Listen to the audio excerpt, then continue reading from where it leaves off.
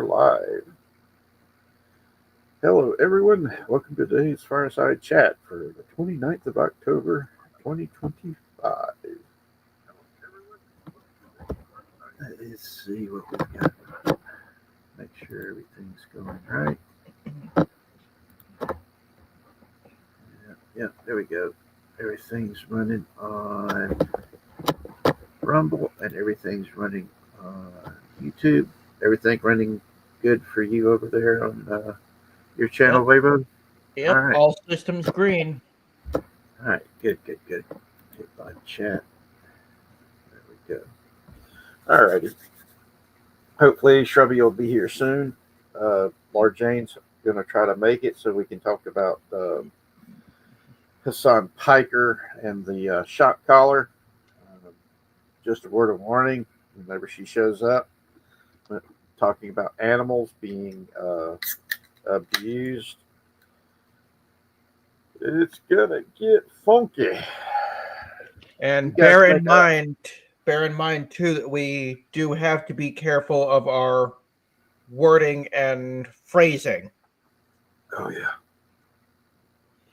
very true. All right, let me double check, make sure that's working. Because I am getting shoot. Hopefully, you guys aren't hearing the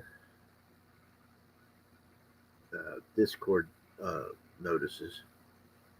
Let's see, where did I hit that button to go to streamer mode? There we go.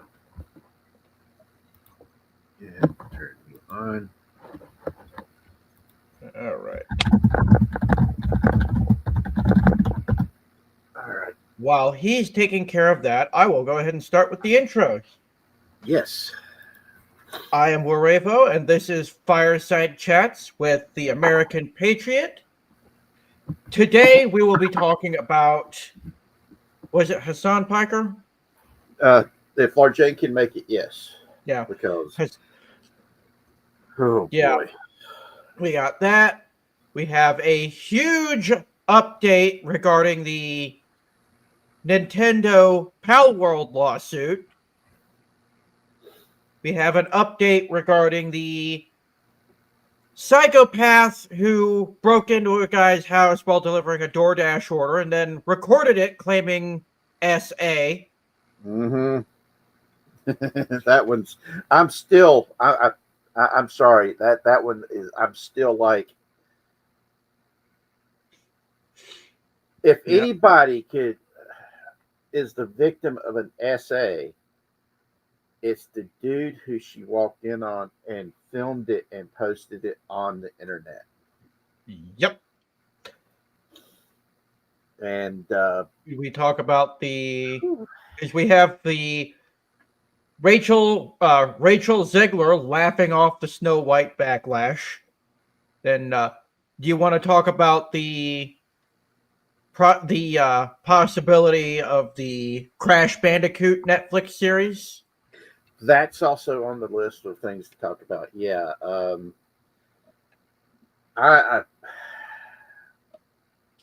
Oh man, is it gonna be animated or live action? That's my big question.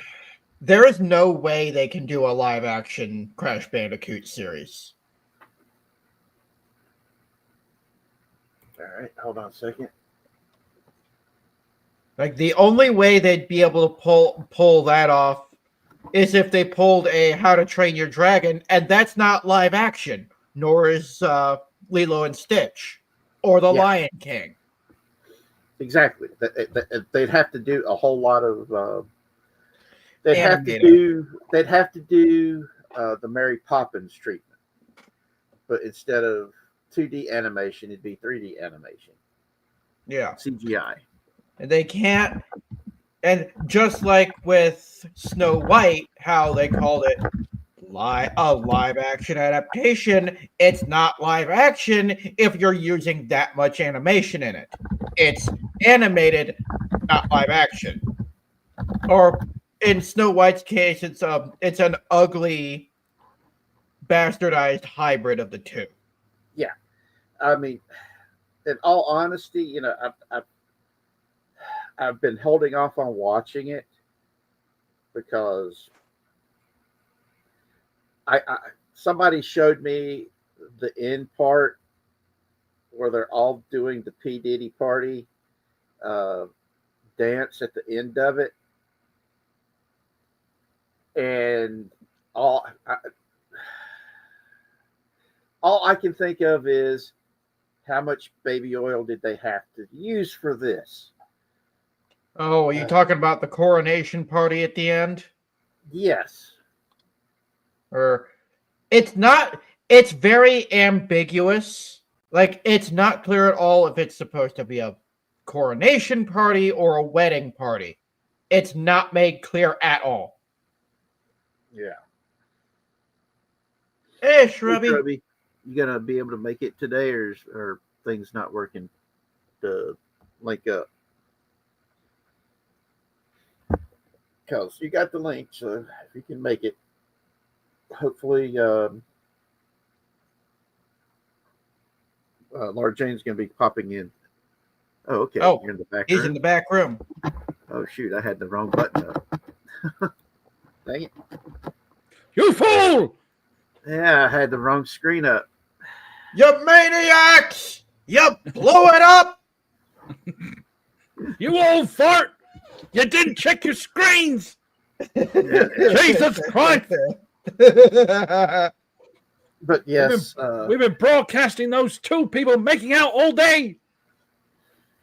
well, hopefully Laura Jane's going to be able to. She'll make it to be able to talk about the Hassan Piker thing in a little later. Hopefully, Marcelo Lopez will be able to make it after he gets done making dinner at his place for him and his dad.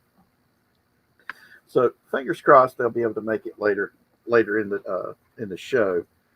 I was I was wanting to talk about the Three Eye Atlas because I've been watching all the videos that they've been putting up for the past week now and binging them. Problem is, I know I cannot explain the physics anywhere near quality to explain just how much of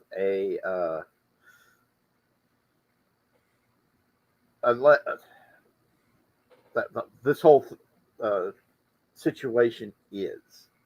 I mean, if it was a rock the size of Manhattan Island, that it would have a gravitational pull and a whole bunch of other stuff, and it's not got any of the stuff that it's supposed to have, and it's acting in manners that literally is coming across as if it's under its own power and maneuvering and all this, and it's one of those things that I've been following it because if it isn't interstellar extraterrestrial life, things are going to be different in the upcoming years because this is literally going to be proving to us, yeah, we're not alone. And so, yeah, this is one of those things that so many people of my generation have been going, dude, when's the aliens going to show up? And everybody's sitting there going, the alien ain't showing up because, well, they keep seeing the way where we're going. They roll up the windows and they lock the doors when they fly through the solar system. Oh, and had a joke with my mom on that one, and she would get upset because I shared a news article about a fad that was going on at the time where the nudists were sunbathing and purposely making sure their brown starfish was getting a lot of sun. And my mom would get upset with me because I'd say, this is the reason why the aliens don't want to come and visit us. Where's the lie? Yeah, where's the lie? Well, I think the reason the aliens don't want to visit us is because of the weirder sickos among the people who are already sick. Yeah, it's oh boy. So I'm because I think it was the day before yesterday. They said that a beam of light shot out from uh, Three Eye Atlas and came straight towards the Earth. And so there's so much of this stuff that's going on that's wild to me, and the fact that it's just so much information that we don't know, and the fact that it's breaking our what we know about physics, and the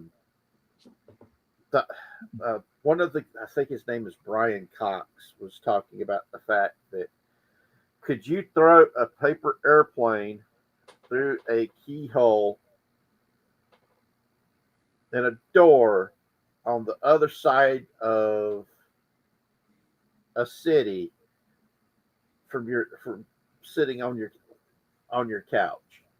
Yes, it's possible, but it's highly improbable.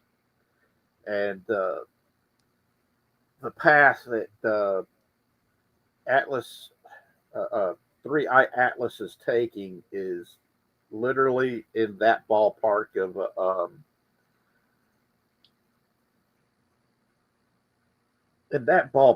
of traversing through the galaxy, and how it's interacting with the coming through the soul system.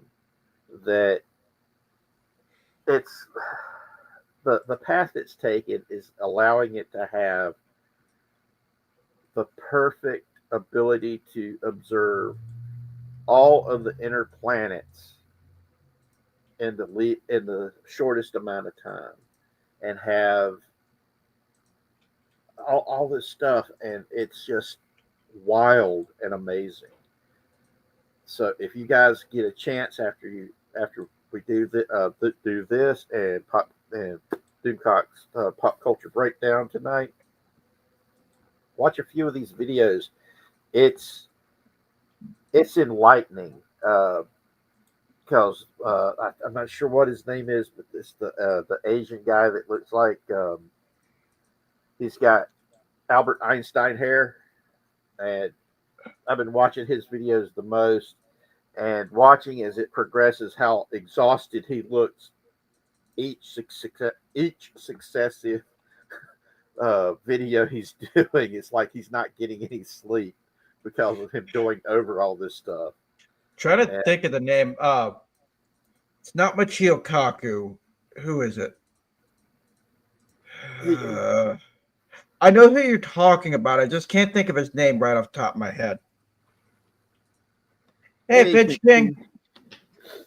But yeah, it's watching these videos has been so fascinating because there's three of them, these three physicists that are doing these videos. Brian Cox is one. The Asian guy with the Albert Einstein hair is the other one that I've been watching the most of. And then there's one that I think is put together by AI because it's an AI voice with computer graphics explaining the trajectories and everything else that I've been watching. And yeah, it's wild. I still can't get over the fact that they are using the shutdown to keep from showing the images that were taken when this thing passed Mars, and all of the cameras of all the drones were aimed at it and took pictures of it. And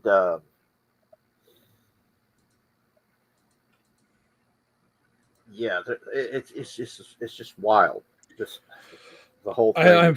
I unfortunately have to take the attitude of a video I saw this morning. Actually, I saw it just before I got up, just before I got out of bed, and it was literally some dude.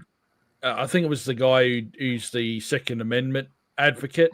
Basically just completely ripping into all the anti Second Amendment people. Mm-hmm. And yeah, he just nails my attitude towards it as well. Aliens are real. He does like a sort of clown, whatever. Aliens are real. Nobody fucking cares. Release the Epstein files. Yeah. Yeah. I take the attitude of, number one, I'll believe it when I see an actual alien standing at my door. And number two, in either case, I really don't care at all. Well, I just know that I'm actually making sure I've got physical copies of Slim Whitman. Yep, that'll come in handy when the Martians attack. Yep. Just make sure you got your Slim Whitman ready. Yep. So the worst love songs ever made. Yep. or just make sure you've got ready supply of diseases available. True, that's true. That's the other one that will work. Yeah. So all we got to do is throw Charlie Sheen at them. Okay, awesome. Those are for completely different diseases, but carry on. Or another way you could prepare: have about 100 half full glasses of water and a baseball bat lying around. Yeah. Well, the funny thing about Charlie Sheen is the fact that he's actually, over the past 5 years, has turned his life around big time. I mean, no different to how Robert Downey Jr. was in the early 90s, really. Yep. The absolute fucking train wreck his life was. And the movie Iron Man is what turned his life around. That's the part that most people don't know. I mean, he literally he has talked about this. He was totally at rock bottom. And one of the reasons why they put Burger King into the Iron Man movie was the fact that he was sitting there counting up his pennies and to be able to buy off the dollar menu. And when he got the phone call from his manager who was about to drop him, saying, "Hey, we got this part where you're going to play Tony Stark for Iron Man." I don't think Robert Downey Jr. is totally woke. I just think he's in the Hollywood crowd, because there are times when he has made the statement of, you can't have lived the life that he has lived and be that stupid, because he keeps talking about how somebody who's survived all the drug problems and stuff that he had, who's been in and out of trouble and jail, and not be a little bit tougher when it comes to people breaking the rules. Yeah, let's not whatever beat around the bush though. He's still from the Hollywood, golden age elite families. Don't forget, he still comes from the Brat Pack era. The kids of the greats. Yep, and that's, like I said, I don't think he's woke. I just think he's on the left. Like the culture is there. Yeah, he's certainly up there with the elitist mentality. No different to Jane Fonda being the daughter of fucking Henry Fonda. That sort of mentality is most certainly well and truly still there and still prevalent. Yep. Whether that necessarily aligns with Hollywood and the woke bullshit, we've seen plenty of examples of both sides, haven't we? I mean, we've seen plenty of the thank you for mine. Whoever's next on the list of Hollywood, We've seen some of the weird shit that Gary Oldman's come out with, but he doesn't particularly seem that way. Mm-hmm. And I mean, Jack Nicholson, Peter O'Toole before he passed away. Yeah, they're utterly fucking impervious to it. They really did not give a shit. one And of they the things, didn't have to. That was the ideal thing. They didn't have to. Their careers were so well established, they didn't fucking have to. and look, I mean, when it comes to like Jane Fonda, the only reason why that woman did not get arrested and tried for treason was the fact that Peter Fonda used every last bit of political capital he had to keep that from happening. Because there were so many people that were on both the right and the left when she was doing that shit that were like, no, that's messed up. Yeah, this bitch needs to be punished. Yeah, and like I said, it the only reason why it didn't happen was because of Peter Fonda and using every last bit of every favor that was owed to him to keep that from happening.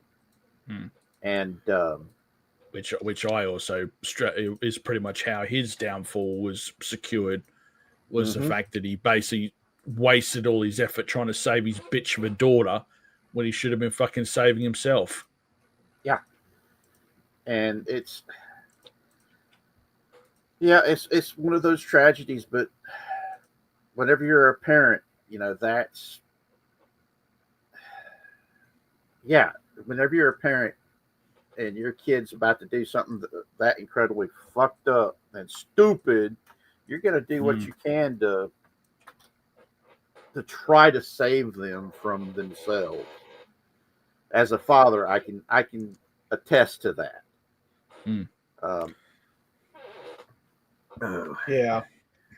Yeah. That reminds me of the what was her name? I can never remember her name when I need to. You can never remember anyone's name when you fucking need to. Yeah. That's my problem. That's true. Too. But it's like I mean that in the low, light-hearted tone. I mean that in the most light-hearted. That is an absolute truth. That is a multiversal fact. Yeah. Even Marcelo Lopez doubled down on that. Remember what? Well, I have a hard time remembering names. I recognize people by their face. Yeah, and by their sin. That's just the way I've always been. That doesn't sound creepy at all, does it? You just go around sniffing people, Richard. What the fuck? No, everybody smells different, man. It's hard to explain. I don't need to know how much you go around sniffing other people. Yeah, as I said, we 100% agree and understand, dude. We're just simply pointing out how fucking weird it is.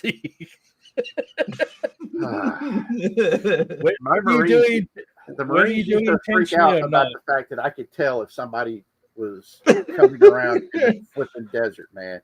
It's like about a couple hundred yards that way. Yeah, there's somebody coming this way. I don't see nobody. Turn on your flipping heats, the night vision goggles with the heat sensors. Go ahead, do it. Click. Holy shit, he's right. Do it. And that's do it. One of the things we used to do. Oh, Marcelo's still cooking his dinner, so we better treat him right. Yeah. Shall we move on? To our next order of the day?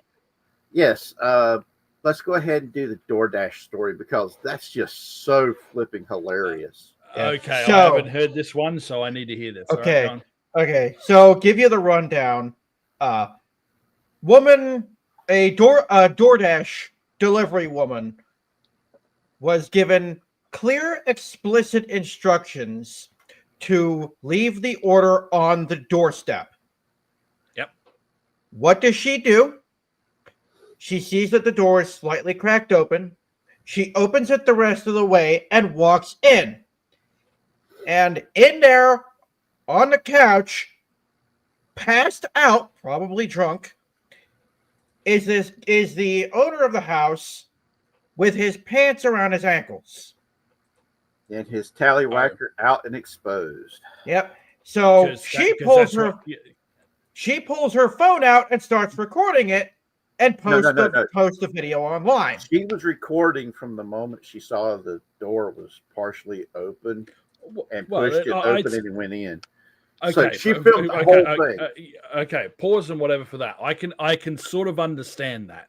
If you've been you've been tasked to deliver something to a house, no matter what kind of delivery service you have, if you walk up to the house and you're delivering and shit looks like that, your first reaction is going to be something's fucking not right here.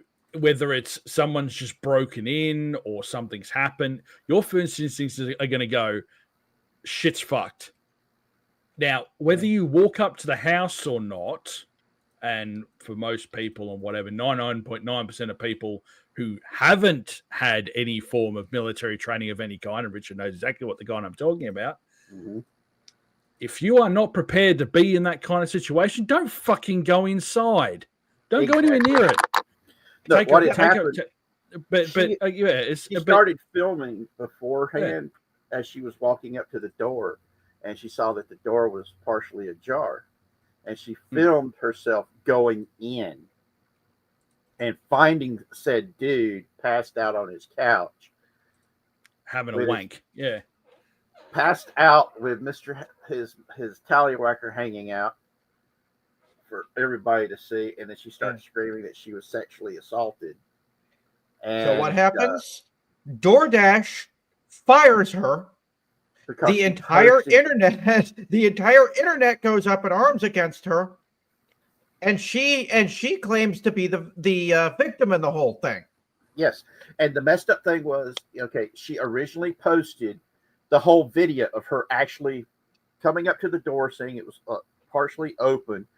The door was about open a hand's width, if that, and how she pushed the door open and went in.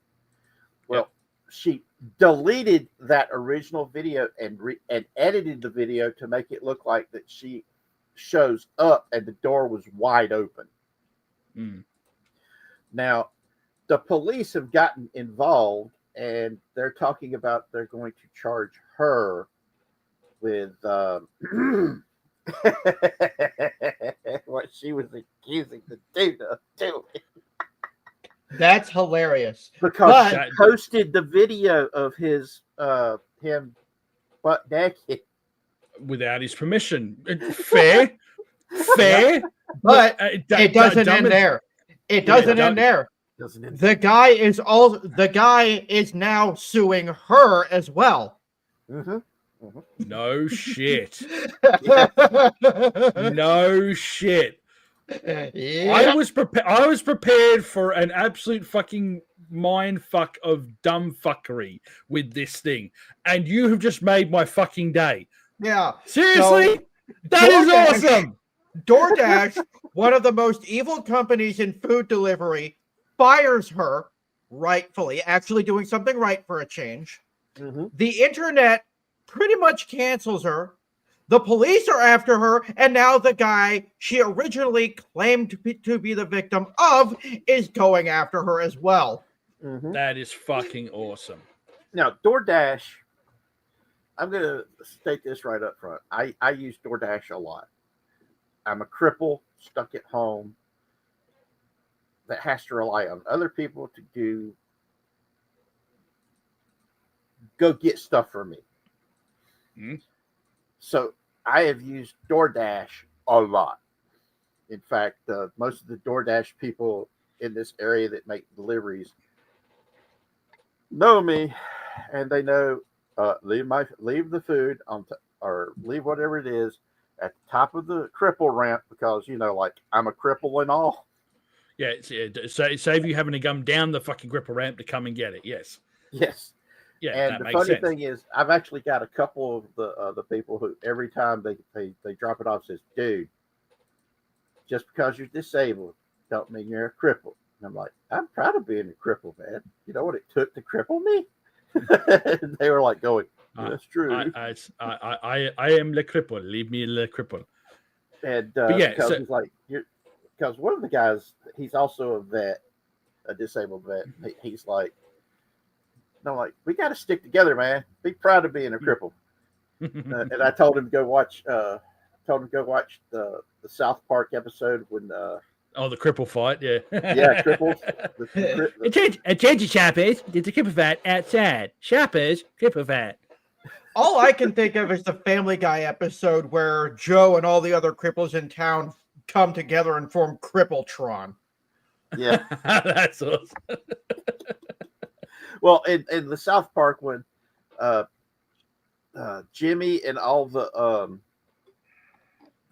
crippled characters end up going and joining the Crips because yes. That was so dumb yet so funny. It's just that slight misunderstanding of what it was. It was hilarious. That's one of the back when South Park was super funny and they hit everybody back in the day. So yeah, but DoorDash being DoorDash and what it was, regardless of it specifically being DoorDash, delivery companies are fucking retarded. Let's not beat around the bush. Yeah. They are absolute speds when it comes to actually doing what they're supposed to do. Helping enforce as the same attitude of, what is the first aim of business? The aim of business is not to provide a good service. It is to provide the only service. Doesn't matter if it's the most ineffective, defunct, steaming pile of garbage on the market today. The point of the business is to be the only one doing it. So you can charge whatever the hell you don't goddamn like and make as much profit as you like. Well, I know that there's also Grubhub and Uber Eats and stuff like that. It's just the fact that the Direct Express that the government made me get has a hard does not like using the other services, paying for the other services. Yeah, it doesn't help there being DoorDash. There's no accountability, or not just DoorDash specifically, but those sort of companies. There's no accountability, honestly. Yeah, because you working at an actual restaurant where we do DoorDash and Uber Eats pickups, I can independently confirm that there's no communication either. Because there are a lot of times when we'll get an order and we will hand that order to the designated driver who will then confirm it for us because we are required to watch them confirm it when they pick it up. Yeah. Then there have been a number of times that we've had over the next 2 hours, we have 5 or 6 other drivers come in for that same exact order. Because it hasn't registered that it's already been picked up. Yeah. Yep. All right. Marcelo says, "That's not right. We should take better care of you, sir. You've laid it down on the altar of freedom to dye your hair pink and kvetch at the patriarchy." Yeah. It's, if I was to do that, I have a feeling they'd treat me a heck of a lot better. But I'm not I that said, way. put a chicken it and make a name again. Because back first time I went to college was in the middle of the 90s, and me and my best buddy were trying to get scholarships, and we were basically submitting for every scholarship that came up, and we were both trying to get into the art program. Just to hold you before you keep going, Finch King, you're probably on top chat selection. Make sure it's on live chat, because for some reason YouTube has the thing that top chat is. Marcelo's coming across off of Wavos. Well, I was actually just about to explain that in Richard's chat. Me and Richard are using a conjoined chat because we're both streaming the same stream concurrently Yeah, on because both this is being our streamed. channels. This Okay, is being so streamed to my YouTube channel and my Rumble channel, as well as Wayro's YouTube channel. Yeah, okay, and so Marcelo is watching on my channel. Yeah. That makes sense. So therefore, Finch King's watching Richard, and he can't see what Marcella's saying. Fair. Yeah, that's one of the reasons why I put this up here. Hmm. So you can see it up on the screen. Yeah. So Finch King, you won't see Marcelo Lopez's chats in Richard's chat, but you'll see them on the screen. Yeah, that's one of the reasons why I had to make sure that I made the chat thing big enough to where everybody could see it. No, If you don't have to. Marcelo, You don't have to it doesn't switch matter. channels if you don't want to. You're good where you are, but if you want to, that's fine. Yeah, just be aware that's why you're not seeing the chats currently. Fair. Yeah. That's fair. But yeah. But anyway. Okay, what's that? Actually, that felt like a good segue. Yeah, oh yeah. But like I said, when it comes to the DoorDash and all that, it's been that's one of the few good things that came out of COVID. I think it's made it to where people like me that need these types of services are able to actually get these types of services. Agree. So, overall speaking and whatever, these availabilities have made life a lot easier for some people. It's also made life, people a lot lazier. Honestly, it's got its pros, it's got its cons. Yeah, unfortunately, it's like I've said in the past. There's a lot of things for people that are disabled that need the extra help that has actually been picked up by lazy asses and made, and they take advantage of it. Agree. And that frustrates the heck out of me. It's like those land whales that keep going to resorts and getting on kiddie rides and complaining that the kiddie rides that are made for kids, the seats just aren't big enough for them. They're giant fat asses. Yeah. Is that our next topic to jump onto by any chance? No. No, but I do have talk about it. No, but we do have a fat mouth to talk about. Oh, here we go. This will be good.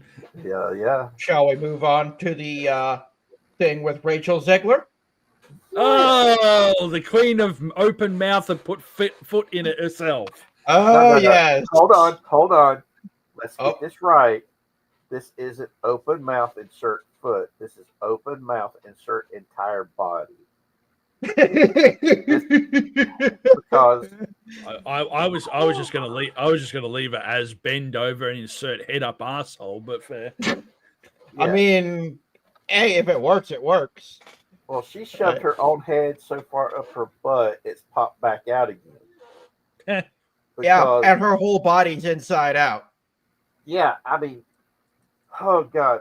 And then she's sticking her head up her own butt again here. I mean, this woman, okay, she does have a nice singing voice. Debatable. Yeah, I will give her that. She has an amazing singing voice. But and she's not the best of actors. And what was the West Side Story that was done, the musical that they tried to remake it and they really screwed it up. I mean, how hard is it to do a decent musical as a remake? All you got to do is take it and remake it. You don't have to change it. It's already Richard, been. I know. What are you doing? What are you doing? Yeah, I know. Who is evolved? Who is evolved? I Nobody. love musicals, dude, because I find them relaxing. Dude, you only need to see the travesty that fucking Cats was. No. All right. So Don't do that to me. Do not do that to me. Don't bring back that. Back in the box. Back in the box. Don't Back do in it the to me, box. man. Stab a chill. You're gonna make me start having flashbacks, man. It's not cool. I'm getting flashbacks to the war, man. That's cool, man. Bad. Hold on. Uh-oh. I've got to do this, man. Pulling out the spray bottle. Yeah. Bad Shrubby. Bad Shrubby. It's about my fucking time anyway. Bad Shrubby. Bad Shrubby. All right. So All right. What did this dumb bitch do? So before we get too far involved, I have to apologize. My voice may sound a little bit scratchy.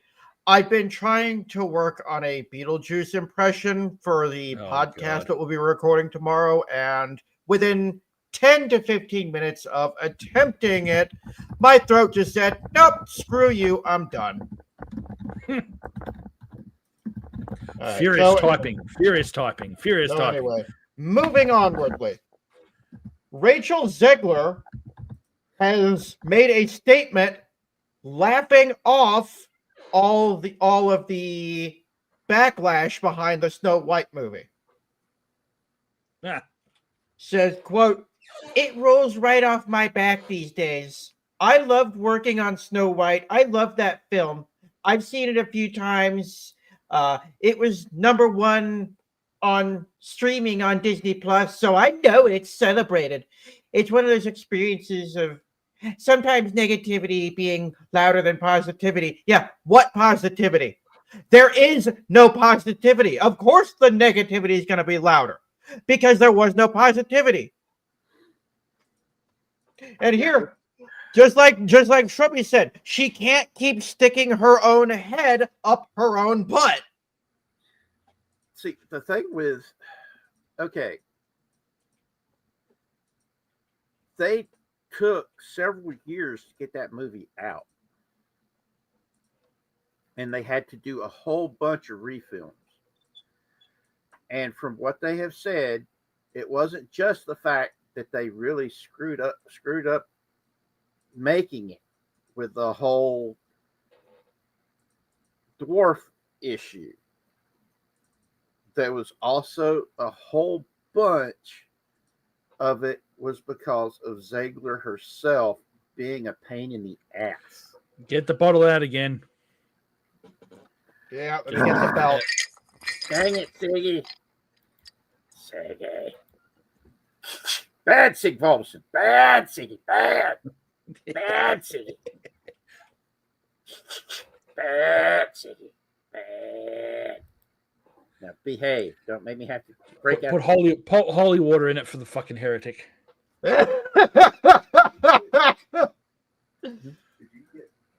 Yeah. By the light be purged my ass. Now spray spray the holy water on the squid's containment field and watch the squid burst into flames. That's possible. That'd be kind of funny, actually. But yes. Now, Rachel Zegler lost a whole lot of work because of how she acted on the set of both West Side Story and on Snow White. Okay. From what I have been told, there was a what was his name? The guy who made West Side Story, Steven Spielberg, I think it was. He came out and said that he had warned the people at Disney not to hire her for Snow White because a lot of the problems that they had on the set of when they filmed West Side Story was because of her. Yeah, Evita was another one. Yeah. Actually, in the article I'm looking at, it mentions it mentions Evita actually being relatively successful. Well, if I still remember when Avita first came out back in the '90s, and the commercials for it, because it was at the same time that Hillary was getting really big into politics and being running off on her mouth. And the first time I heard the commercials for Avita, I thought it was a parody commercial for something that was supposed to be about Hillary Clinton.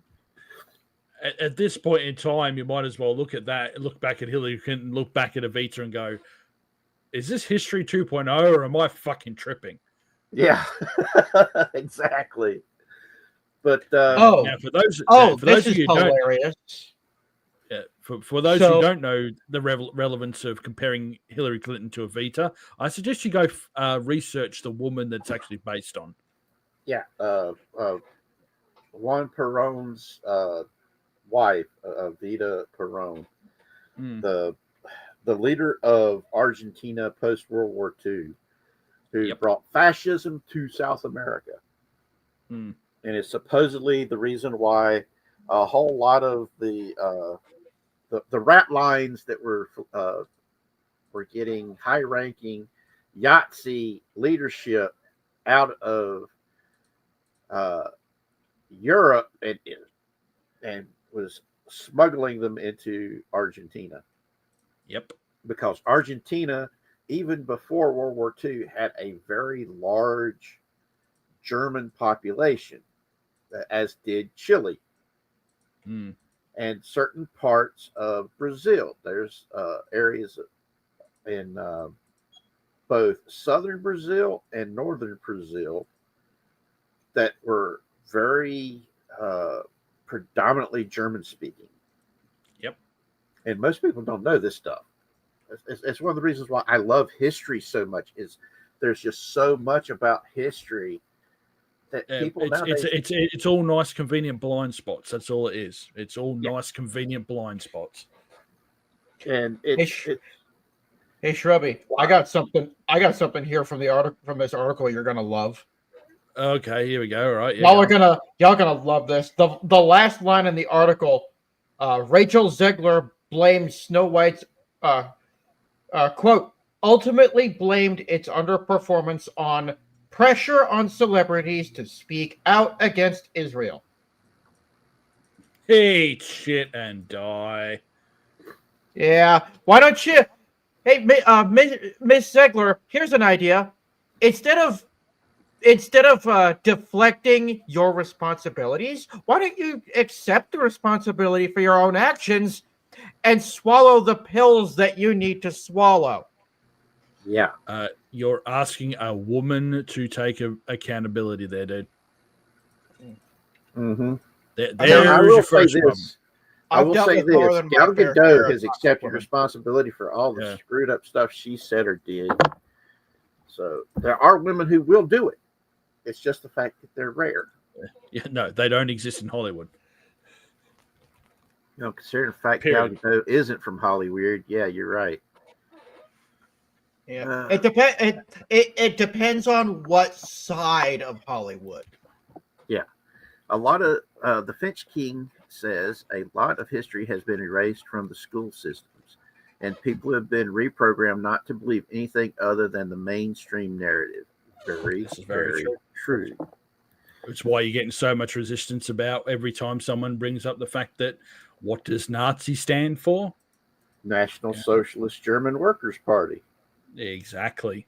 And you'll get the fucking frothing whatever communists argue to their blue in the face. How dare you bring that and make the comparison between the two? It was clearly fascist. How dare you? Yeah. And they don't realize the fact fascism came out of socialism. Because it was supposed to be... Before we get on that tangent, what else have we got from that article? BOTE Chris says, here's an idea, Shrubby. Get your bricks. Yep. BOTE Chris, also Skull of Calderon's minion. Yep. Well, Finch So- and Siggy says, well, Finch King, we have to teach kids that they were born in the wrong bodies and puberty blockers are fun for everyone. Yeah, that's what they're teaching in school. because yay, drugs. Give me a break. Yeah, Why because don't- why don't the whole- Dr. Mengele wasn't fucking already onto something in those camps, was he? Well, the thing Yeah. about that cheeses me off the most is the fact that they had the evidence that if you leave these kids alone, they will 99.9% of the time grow out of it and either be a tomboy if it's a female, or they end up being homosexual. And that's one of the reasons why there were a lot of people in the L, the G, and the B that were referring to how they were pushing the transgenderism stuff so hard that it was a genocide against homosexuals and bisexuals. And it's one of those things that really frustrates the heck out of me, because I've known real trans people. They just wanted to live their lives for themselves. They did not want to force anybody else. They just wanted to live their true self. They did not want to force it on nobody. And yet you've got all these activists that have pushed this stuff, and it's literally pushed the movement back so far. So much so, I know gay people and lesbians that both are now like looking at each other going, dude, this is so messed up. If it was up to me, I'd get rid of same-sex marriage at this point. And when you're hearing people who had spent something like 20 years fighting to get same-sex marriage through, you know something's up.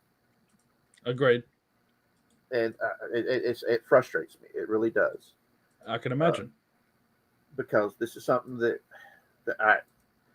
my aunt was a lesbian, and she came out in the late 70s and early 80s in South Carolina. The part of South Carolina that was so deep southern, it wasn't even funny. And the fact that she left her husband and her kids to live her true self, and the problems that came from that, and the fact that we supported her and we helped her live her true self. So yeah, it burns my butt. Yeah, as it should. Okay, But as we've sounded the whatever the tangent bell. Yep. All right. The Finch King says no one cared about their lifestyle until they made us care. Then they blame us why there's hate and resistance. They create the split to distract us from what's really happening. True. Agreed. Yep. Now, let's get back to DoorDash. This chick. Okay. Rachel Zegler. So Shrubby asked me what else the article had in it. Yeah. The article makes a very clear mention of the budget of Snow White. Mm-hmm. It cost $240 million plus to make. Actually, I think it was way more than that. Yeah, if I remember right, all total it was over $500 million. Yeah, damn. Because that's including all the not just all the reshoots where they actually had to do all that, but I think they said they've made the equivalent of 3 or 4 movies, which has been the problem with what this whole scrapbooking way of making movies that they've been doing, is because you just keep filming section after section after section after section after section after section. Now, you completely ignoring the fact that by doing this, they're having to put in all of the special effects and stuff and all these different things so they can piece together whatever the movie is that they're going to make. Hmm. So yes, Yep. that makes it extremely expensive. Plus the fact that makes the special effects people have to work triple hard to try to get everything done within a set amount of time. Thus, what is that going to do? That's going to drive the prices up. Then you've got to also count the non-direct expenses of advertisements. Yep. And if you're going to Marketing, try, all that other stuff. yes, which usually conservatively come in somewhere in the vicinity of anywhere from $100 to $200 million, depending on the effort they put in. I mean, say split the difference, say 150 million for a decently advertised film. yep, You know, Yeah. So you do the math on that. If last I heard, it was somewhere in the vicinity of high 300s, low 400s. But if Richard, if you heard one that's somewhere in the $500 million, do the conservative math on that.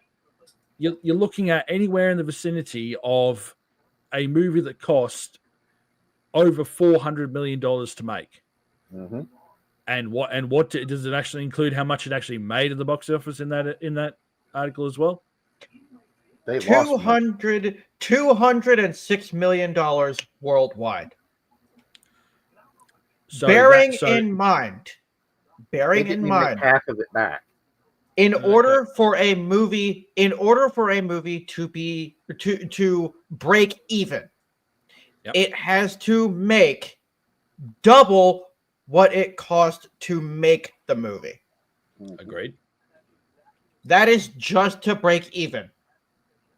This It movie barely did not come close, even remotely close, to doing that. It didn't even It make didn't back even its make marketing, half but of. It did not Yeah. even make half of what it cost to make it.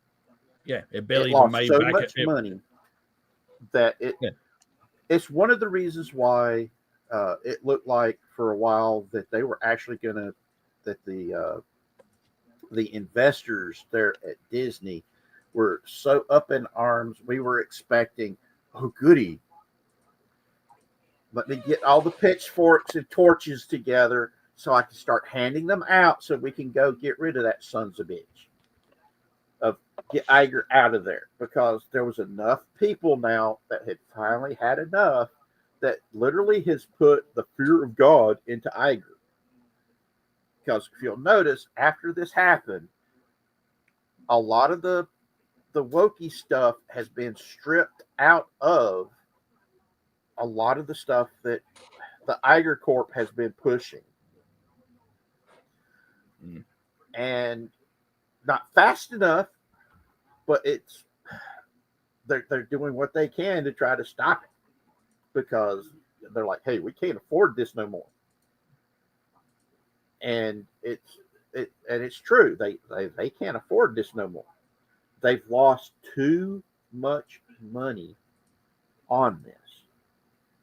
And like I said, the rumor mill has it that Rachel Zegler has lost a lot of what's the word I'm looking for? Her gravitas that she had at the time in Hollywood, because she was seen as an up and comer. Problem is, everything that she's headlined has flopped, and I mean flopped like an orgy at an erectile dysfunction convention. That's a bit graphic, but yes. Yeah, But thanks it's for that true. image, Richard. Thanks very much. It's true, because Yeah, It might be Zig Valdison got it perfect here. Head on. Weird. Yep. and But apparently Snow White is making a comeback on Disney Plus. As in Yeah. her version or the cartoon? Her version. Ugh. one of the reasons Apparently it's been on a lot of top 10 charts on Disney Plus after it came to streaming. Yeah, a massive amount of bot accounts constantly watching it day after day doesn't really fucking count. Yeah. Well, one of the reasons why they threw so much money at Snow White was the fact that the original Snow White is what made Disney Disney. Because remember, Walt Disney, that was all his money that he sunk into it. It was a big gamble. I mean, dude, if that movie would have failed, because it was the first full length animated movie, not just shorts that were like under 30 minutes long. This was a pretty long movie. And everybody's like going, oh, this will never work. This will never work. This will never work. But he believed in it. And he believed in it so much. Not only did he mortgage his personal home, and the business and everything, it was literally all on the table. It's like in gambling where you go to the craps table and you put literally everything you've got. You've taken off all your clothes and you set it on there, and you're sitting there in your BVDs and you roll the dice. That's where Walt Disney was at. Why do you think at the Walt Disney headquarters, the headquarters, the pillars holding up the roof are the Seven Dwarfs? Because that movie made Disney Disney. So they went out there and they were wanting to, let's see, what's the word there's a word for it, where they basically wanted to do the remake the company into Iger's company. Reimagine. Yes. And so they basically Iger basically said, spend however much it takes. I don't care. This is coming out on the 100th anniversary. I want this to make this company mine for all time and put his mark on it. And of course, we see what we got. Yep.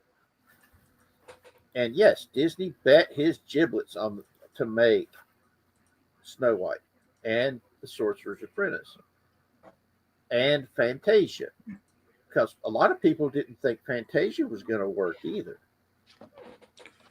because it's now considered one of the most whatever staples of cinema history. Yeah, it was. I mean, watching the first thing I actually watched on Disney Plus was Fantasia. And I'm not ashamed to say it. It was the first thing I was like, what? They got Fantasia on here? Click. And I watched it. I've honestly never watched Fantasia. Oh, Worth it doing it though. But you'd be hard pressed to find the unedited version now. Exactly. It's because they basically took some of the most classical musical numbers and animated them, like Balrog, and oh god, they were just the music and the animation. Just Vivaldi's Four Seasons, all those major tent poles of classical music, and all of those that have stood the test of times in terms of music, and they just put it to animation, and it was glorious. I mean, Fantasia was great in and of itself, and then they brought out Fantasia 2000. Holy crap! Yeah, it just watch the original Fantasia, please. No, watch Fantasia 2000 as well. People go whatever on it because it doesn't have the soul of the original. I'm sorry, they took the modern generation of special effects back then and they did as fine a job with that as they did Fantasia. As much as people want to hate on it. I think I've only seen Fantasia 2000 once. Yeah. So it's nowhere near as good as the first. I'll give you that, but the first was an anomaly. It was a thing of its own. It was poetry in motion. That's the best way of putting it. It was so success like that on that caliber is nearly impossible to emulate. Yes, that's why they call it catching lightning in a bottle. Ghostbusters did the same thing. Duplicate either. Yeah, and I mean, it's one of those things that if you can, I recommend it. I think you and your if you and your girlfriend watches at the same time, I think y'all will have a really great time watching. I'll have to recommend it sometime. As I said, you'll be hard pressed finding the unedited version of Fantasia now, though. Yeah, which is the bit that which is a bit that pisses me off, because as much as I want to bleat about it was something that was a stereotype and it doesn't really belong in the modern era, I'm sorry, nobody fucking noticed that when they were watching it the first time. There is not one person who ever saw Fantasia for the first fucking time in their life ever noticed that. It's like the people that lost their ever-loving shit over Peter Pan and what makes the red man red. That, oh God, you got to be kidding me. Yeah. Stop looking at everything through your own personal moment. Lens. Okay. Yeah. If you can't look at the art as it was originally presented and view it through the lens of the time it was made, you're not gonna understand it. You're not gonna be able to appreciate it. It's like with Shakespeare. Brian Blessed went absolute apeshit over the fact that they're now putting disclaimers in front of Shakespeare at the Shakespeare what is it where they do all the Shakespeare plays there Shakespeare Company.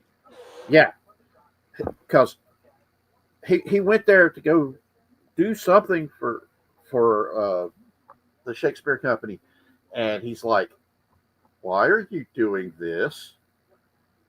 Have you lost your ever-loving minds? And just goes off on them because they're putting these disclaimers up in front of Shakespeare's plays. And oh God. And the only one that I can ever say that is actually socially volatile in terms of that would be The Taming of the Shrew. And that is meant to be inflammatory. If you've ever watched The Taming of the Shrew, it's meant to be the battle of the sexes. It's meant to be man versus woman. And that's the whole premise of the fucking show. But then at the end, it basically proves that neither side's infallible, neither side's perfect, and stop fucking whining. That's quite literally what it comes down to. It's stop fucking whining. You're both shit. You're both terrible people. Get on with your lives. Yep. And that's the whole point. That's the whole point of love, man, is to accept that the person you love isn't perfect, and that a relationship is two imperfect people working together to make it work. But that's the problem that we've got in today's modern age. We've got to a point to where everything is disposable, including people. All right, let's move on to the next bit before he has a fucking aneurysm. Next. Yep. Before he goes on another tangent. Well, I was trying to be nice, but yeah. So, those of you who have been following the Power World lawsuit are going to absolutely love this. Oh, yes, yes. I think Shrubby's caught wind of what I'm about to talk about. Oh no, I'm completely in the dark. So if you're saying it's something that we're going to love it's got to be So- something good. So, the Japan Patent Office has Yes. denied one of Nintendo's key patents in their lawsuit against Power World. Yes. So this does not bode well for Nintendo. That's putting it lightly. Yeah. So this is one of the I believe 3 patents that they filed for the specific purpose of suing Power World. And this, I believe, is the one that specifically talks about summoning. Mhm. Oh, yes, the one that is the biggest one. Yes, yes. In the Japan Patent Office cited prior games, Monster Hunter 4, Ark Survival Evolved, Kantai Collection, Craftopia, which was made by Pocket Pair, who, and even Pokemon Go. Oh my god. They are using Pokemon against Pokemon. And to make matters worse, they even cited one of Pocket Pair's own games against Pokemon. But what gets me is Wow. the fact that the Trump administration has they're freaked out over the whole American Patent Office allowing this stuff to get through. So they're doing a complete review and audit of it to try to find out who signed off on this stuff Yeah, and if it agreed. could be undone. If it's happening, if the Japan Patent Office did something like this to Nintendo, if they said no to Nintendo, who Nintendo rules the world in Japan, like they run Japan. Putting it bluntly, yeah. Then this bodes very well for the future of the video game industry. If this Agreed. continues in this direction. The funny part about this is all of the games that the Japan Patent Office is mentioning here are a lot of the same games that Pocket Pair cited in their earliest arguments in the lawsuit. Fuck yeah. So the Japanese patent office is actually agreeing with them. That's awesome. That is fucking awesome. Yep. Oh my god, I'm so glad I'm here for this. This is awesome. The Fitch King says, "I'm surprised Pikachu isn't the prime minister." Well, he is the official country mascot, so close enough. Yeah, pretty much. But I've got a stuffed Pikachu around here somewhere that I got back in '98. And I've also got, I used to have a big stuffed Pikachu until my niece decided she wanted it, and it's now living with her, with several other of my stuffed animals. You damn big softy. A pair of baby blues bats their eyes at you and you fucking melt. What a surprise. Anyway, continue. The article further states that while the rejected filing isn't directly named in the lawsuit, analysts note that it acts as a key building block between the patents being asserted in court. It says, it goes on further to state, if one branch of that patent chain is found unoriginal, the rest may face increased scrutiny during litigation. Thank God for that. It says Nintendo now has 60 days from the decision to amend or appeal the rejection, which would extend its window date to late December 2025. And it says it doesn't automatically invalidate the lawsuit, as it isn't bound by patent decision and all that. It does. It says it may influence how the court evaluates the originality of Nintendo's claimed systems, an issue Pocket Pair is already expected to contest. Which basically puts them in the position of, if they do rule that and there is no originality compromising, or basically what they're trying to claim they have no right to claim, basically they'll lose the patent. Yeah, they'll pretty lose much. both. They'll lose the case and they'll lose the patent. Yep. Which, in all honesty, that's the best thing to happen. Yep, that's what they fucking deserve at this point. That's what needs to happen for the sake of the future of the entire video game industry.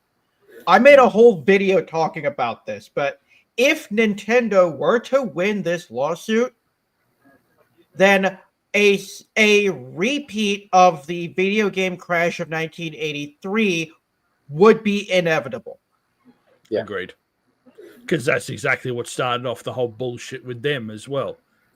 Back then was this level of copyright fuckery, this level of franchising that people were not paying attention to what was fucking going on. Yeah. Yep. And at the heart of it all was E.T. Yeah. And here, Pokemon is at the heart of it all. Yep. The so irony. E.T. was such a popular movie. It was wild. Agreed. I mean, it was. Y'all aren't old enough to remember how big E.T. was back in the day. Oh, I do. I may not be remembered exactly when it first came out, but I do remember how big it was. I mean, we saw how big Pokemon got. Yeah, you know, it mirrored that exactly. And Finch King, Nintendo doesn't need a kick in the butt; they need a kick in the balls. Yep. Yeah. They don't need to be disciplined. They need to be fucking kicked square in the nuts and made to be humiliated. They've got way too fucking big for their boots over the last couple of decades. They need a good solid shots right to the nads to make them pull their fucking heads out of their ass. This feels like the beginning of the boot swinging in that direction. Agreed. Yep. Hopefully, like I said, this Nintendo will get the reality check that they've needed for a while. Agreed. Because once upon a time, Nintendo was not that bad of a company. No, it wasn't. They They actually gave a shit about the customers. They gave a shit about their employees. I mean, Nintendo supplanted government service as the most secure and whatever employment in Japan all through the 80s and 90s. It was more secure working at Nintendo than it was working for the fucking government. What does that tell you? Yeah, and that, like I said, they cared about making a good product. They cared about their customer service. They cared about the employees. And this is coming from in Japan, where the culture of the salaryman culture that they've got there is, you don't want to be the first person to leave the job. Working late, showing up early and leaving late is part of their work culture. And it's one of the reasons why the salaryman is such a stressed out type trope there in Japan. It's also part of the reason why whenever they get done at work, they go and they get drunk on sake and go and then become pervies and chase after girls in short skirts to try to steal their pants. That's for an entirely different reason, though. Let's not get into that one. But I'm just saying, that's part of the culture over there. Agreed. And Nintendo did not allow, for the longest time, their employees to be pushed until they completely broke, Mm. And they gave a shit about their employees, which was unheard of for them. Exactly. Yep. And I'm just hoping that a wake-up call will save Nintendo. Just like I'm hoping that a wake-up call will basically cause Disney to get rid of Iger and allow Disney back into Disney. Because right now, that's why I refer to it as the Iger Corp. Because it's not Disney Corporation, it's Iger Corp.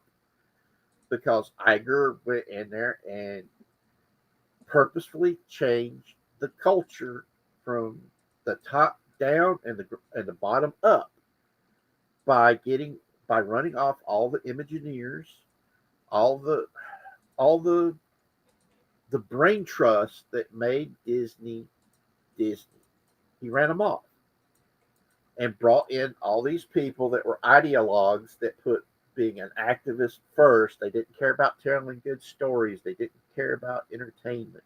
They didn't care about making sure that the guests that was coming into the parks were getting the best experience, that they were able to leave the real world at the door and enter into the fantasy of Americana. They got rid of that. Why do you think they keep tearing down so much of the old stuff that expressed Americana? Why do you think they got rid of Splash Mountain? It wasn't just because of Song of the South. It was Americana. They did the same thing with what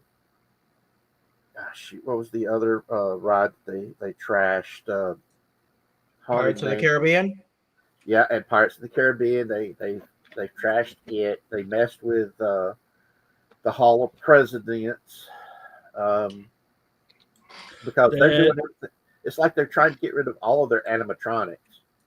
To be fair, though, when they did the updated version after the Pirates of the Caribbean movies came out, people made that complaint as well, even though that was completely unfucking founded. The massive changes they made after the movies came out, people bitched and whined that they'd gone and fucked up Pirates of the Caribbean as it was, until you actually went and looked at it. And for the most part, aside from a few Easter egg style stuff, you had Jack sat on the rocking chair with his pile of treasure, and you had Barbosa replacing the pirate captain on board on the ship as they go sailing past. What we're talking about. We're talking about where they got rid of the slave auction and stuff like that.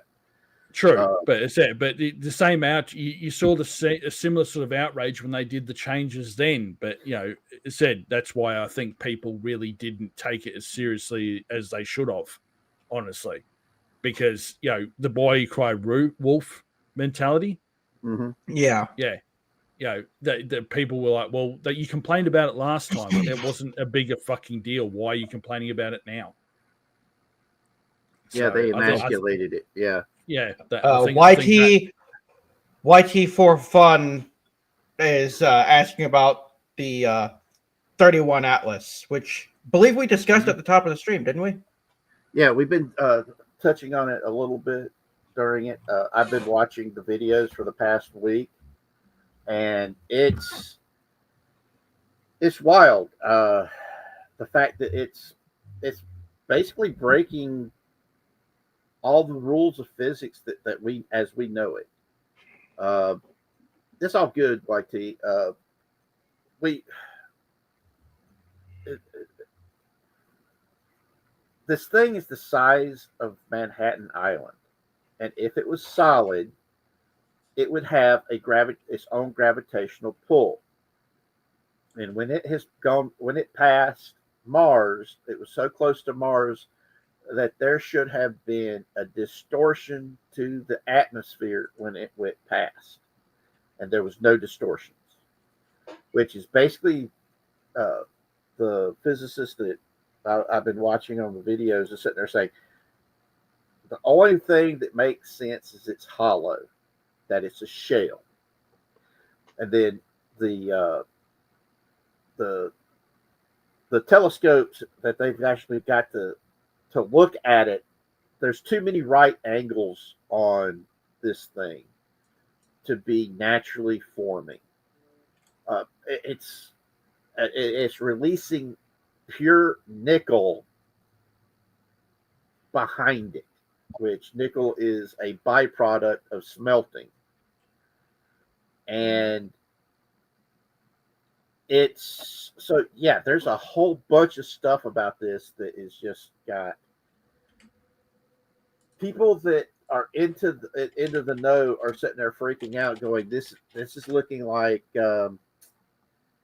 it's making course corrections as it's passing through our solar system, and it's taken a route that is giving it the best view of all of the planets and of the inner system for the inner system of the solar system, okay, the inner planets, and it's allowing them to have some of the closest, passing the closest to these areas and their orbits. And one of the physicists was talking about the fact that, yes, it is possible that you can throw a paper airplane from your chair through the keyhole of a door on the other side of the city. It's just highly improbable. And that's exactly what Three Eye Atlas has done with how it has gone from being an interstellar object and flying through our solar system at just the right angle to make all of these points. And it's, like I said, it's got so many physicists and the types that are losing their ever loving shit over the fact of how it is acting and reacting. And it's wild. I mean, I know that when it passed Mars, all of the Mars rovers and all that, they turned their cameras up to take pictures of it as it went by. And they have been using the fact that the government shutdown is why NASA hasn't released any of the pictures that was taken when it flew by. So yeah, this is wild. That's more than a little convenient. Yep. And the Finch King says it wouldn't be surprised if Atlas was just a big distraction, to be honest. But I don't know. It's hard to believe anything anymore. Mm-hmm. And then YT for fun says, "Isn't it amazing? All those rocket launches and the low orbit and other satellites doesn't get hit. Ever see how satellites are up there? Oh, there's a buttload of satellites up there. Believe me." One of the things I still remember when GPS was still fresh and new. In fact, I remember the precursor to GPS that was launched and put up there in the late 70s and during the 80s that basically proved that they could make a GPS system to put satellites in orbit where you could be able to find anything on the planet and be able to make it navigation a hell of a lot more accurate and easier. I remember when all that stuff started. I remember when Google Maps got its start back when it was still in its infancy. It's wild, man. Because it's one of those things that I talked with my grandparents about before they died. Yeah, it's one of those things. It's really a massive misunderstanding of the ignorance of ordinary people. Really, because people assume, because you have to have a satellite in orbit for GPS, that means there has to be hundreds of thousands of satellites up there in the sky. No, not really. It's just a network of them. If I remember right, it's 9.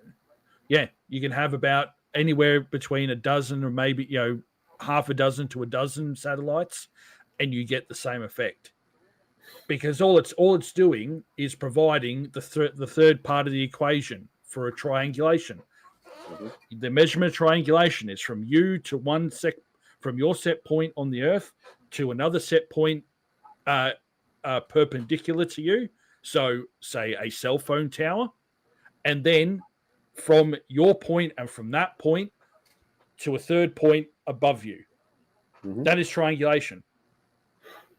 So all it is those 2 points meeting at the same point at the satellite and going, right, you're there. Because remember, when we put up the GPS satellites, the Soviets were in the process of trying to put up their version of GPS. At the same time, it did not work that well, which is one of the reasons why GPS is open source for everybody. And it like I said, it was wild because the precursor to GPS that was put up there by DARPA, proving it could work. Yeah, that's reaching back into the fucking ancient. Jesus, you could do an entire stream just on what fucking DARPA was. Holy shit. DARPA still exists. That's the funny part. I know, but there is I can guarantee you there's more than a few people who have no fucking idea what it is. Oh God. If we were do I need to preemptively grab the tangent bell? No, I'm just saying. There's way too much even for even Richard to have a tangent on this at this point. Okay, if we were to do a Let's Talk DARPA, that's literally also goes into conspiracy theory territories because we'd be here a while. We would fucking be here a while. That would be a 4-hour or more Let's Talk. Yeah, at a start. Yes. Because it is one of those things that if you've got somebody who's really big into conspiracy theories, like let's say Joe Rogan can go and do that and not even break out the wacky weed and just go on it. Because if you know where to look, there's an awful lot of footprints of DARPA going all the way back into the 60s and hell, even prior to that. It's got a lot of it's got a lot of its sticky fingers and shit that it really had no fucking business having its fingers in. Yeah, and projects, the Jedi Project that they also did about psychic studies. Oh man, it's wild. As I said, it's one of those. Yeah, well, once you start that rabbit hole, you're going a fucking long way. Well, one of the things that I think is so cool about DARPA is DARPA goes out there and looks for scientists, young upcoming scientists, and they will give them an unlimited budget for, I think it's a 5-year contract, and let them do research in whatever it is that they're wanting to do research on. Problem is, basically cutting them a blank check to just fucking start researching whatever the hell they want. And each time they do, but the thing is, I think you can only get 2 grants, which is 2 5-year contracts, and you're done. And the only way you get that second contract is if your first contract was it went over really well. Yeah. All right, thanks for joining us, Marcelo. Yeah, you do the math on that, Marcelo. That's at least maybe a couple of dozen GPS satellites per country. Also, military satellites, communication satellites. You fucking name it. So that shit adds up real quick. Oh yeah, you be good, Marcelo. I'm getting a headache. I'm getting a headache just listening to you guys talk about it. Oh yeah, it's Satellites math. Yeah, math sucks. I can handle math, and I'm saying right now, math sucks. I hate math, and I suck at math. I have always sucked at math. See, one of the things about the satellites that I still remember a lot of the stuff, because a lot of the satellites only go up and stay up for a certain amount of time, then they end up in space junk. Or they just fall to Earth. Yeah, and it's wild. I mean, it's one of the reasons why the Lagrange points are so important, because they're natural gravity points that pull space junk to them. And for the uninitiated, Lagrange points are where the Earth's gravitational pull and the moon's gravitational pull are either in excess of each other or balanced against each other. So effectively, it's like a dead space in the gravitational of. So there's neither side is acting directly on it. So it can decide to either keep going out of orbit or fall to Earth. And it's fascinating stuff, because the math behind it is fucking mind blowing. Get down, cat. But yeah, the playing Twilight 2000, that was one of those things that we were that we ended up having to sit there and figure out, how many of the satellites would have fallen out of the sky by now, because you didn't have the people back at home in satellite commands giving them the commands to where they would make their course corrections to stay in orbit. And it was wild, because they even had a whole thing about Skylab, the Mir, the Soviet satellite, not satellite, but space station that was up there back then, and all this stuff, because there was a whole adventure setting of, we got to go and recover these satellites that have crashed onto the planet. And Red Star, Lone Star, I think was the name of it, where you're basically racing across Texas, trying to get to a fallen weather satellite before the Soviets and the Mexicans and the Cubans could get to it and get all the data that satellite had recorded. And because at the time, at this point in time, Texas, New Mexico, and Arizona and Southern California had been invaded by Mexico. Yeah, Twilight 2000 had some really cool, wild stuff. That does sound like some pretty solid shit. Oh, hey, Zach. He's got himself a grilled cheese sandwich, and we don't. Don't brag, man. I could go for a grilled cheese right about now. Fucking hooray for you. I love a good grilled cheese. I can make a mean grilled cheese. I have already had my 2 grilled cheese sandwiches, so fuck you. I've already been there, done that. Hey, one of the best ways of making a grilled cheese sandwich is putting bacon bits sprinkled on top. Do that with the poached eggs. Yeah, poach the eggs in the little egg cup fryers, and then put bacon bits over the top. It's amazing. Yep. Yeah. Problem is with my stove, I'm using a gas stove. I can't cook grilled cheese on this stove. Yeah, Why are especially you with- cooking it on the stove? What am I gonna cook it on? I don't have any. don't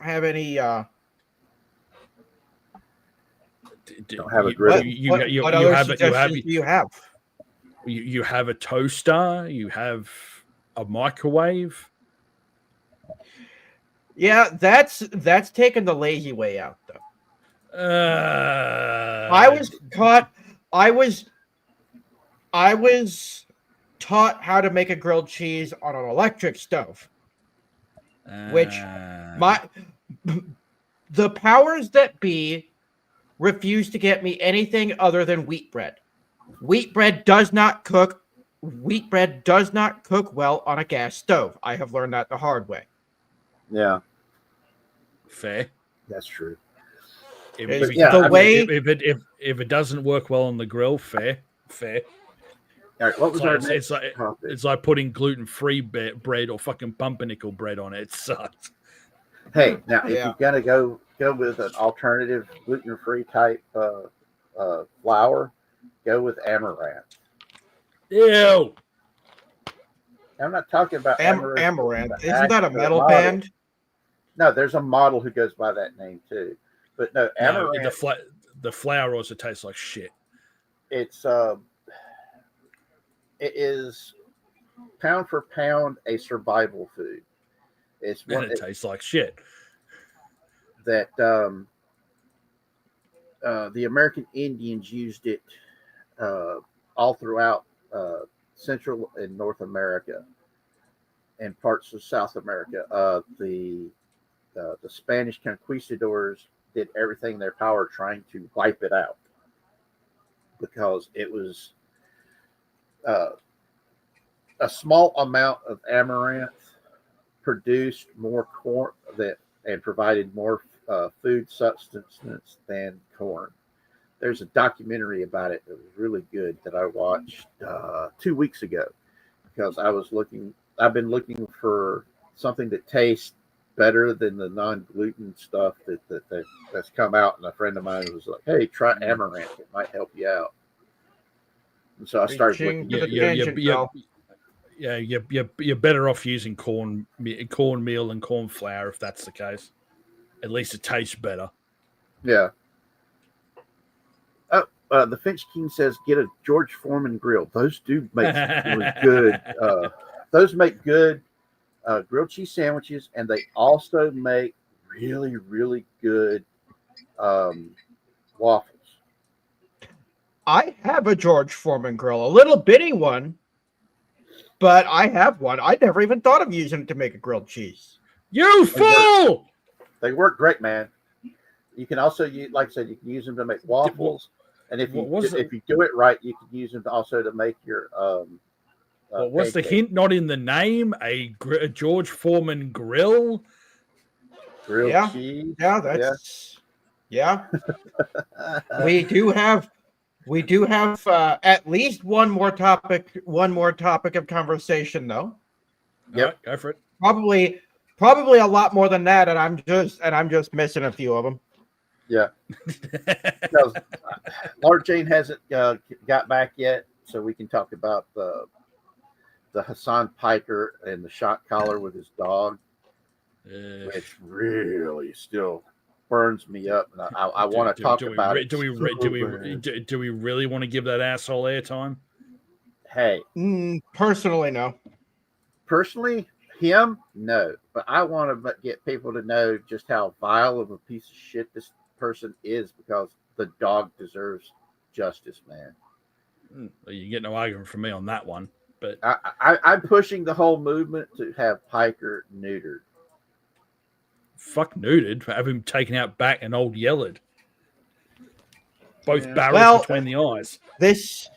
I have one name for you. Chippy. Yes. Yes. Chippy would be very well employed getting rid of Hassan. Well, Laura Jane agrees with that movement of hooking him up to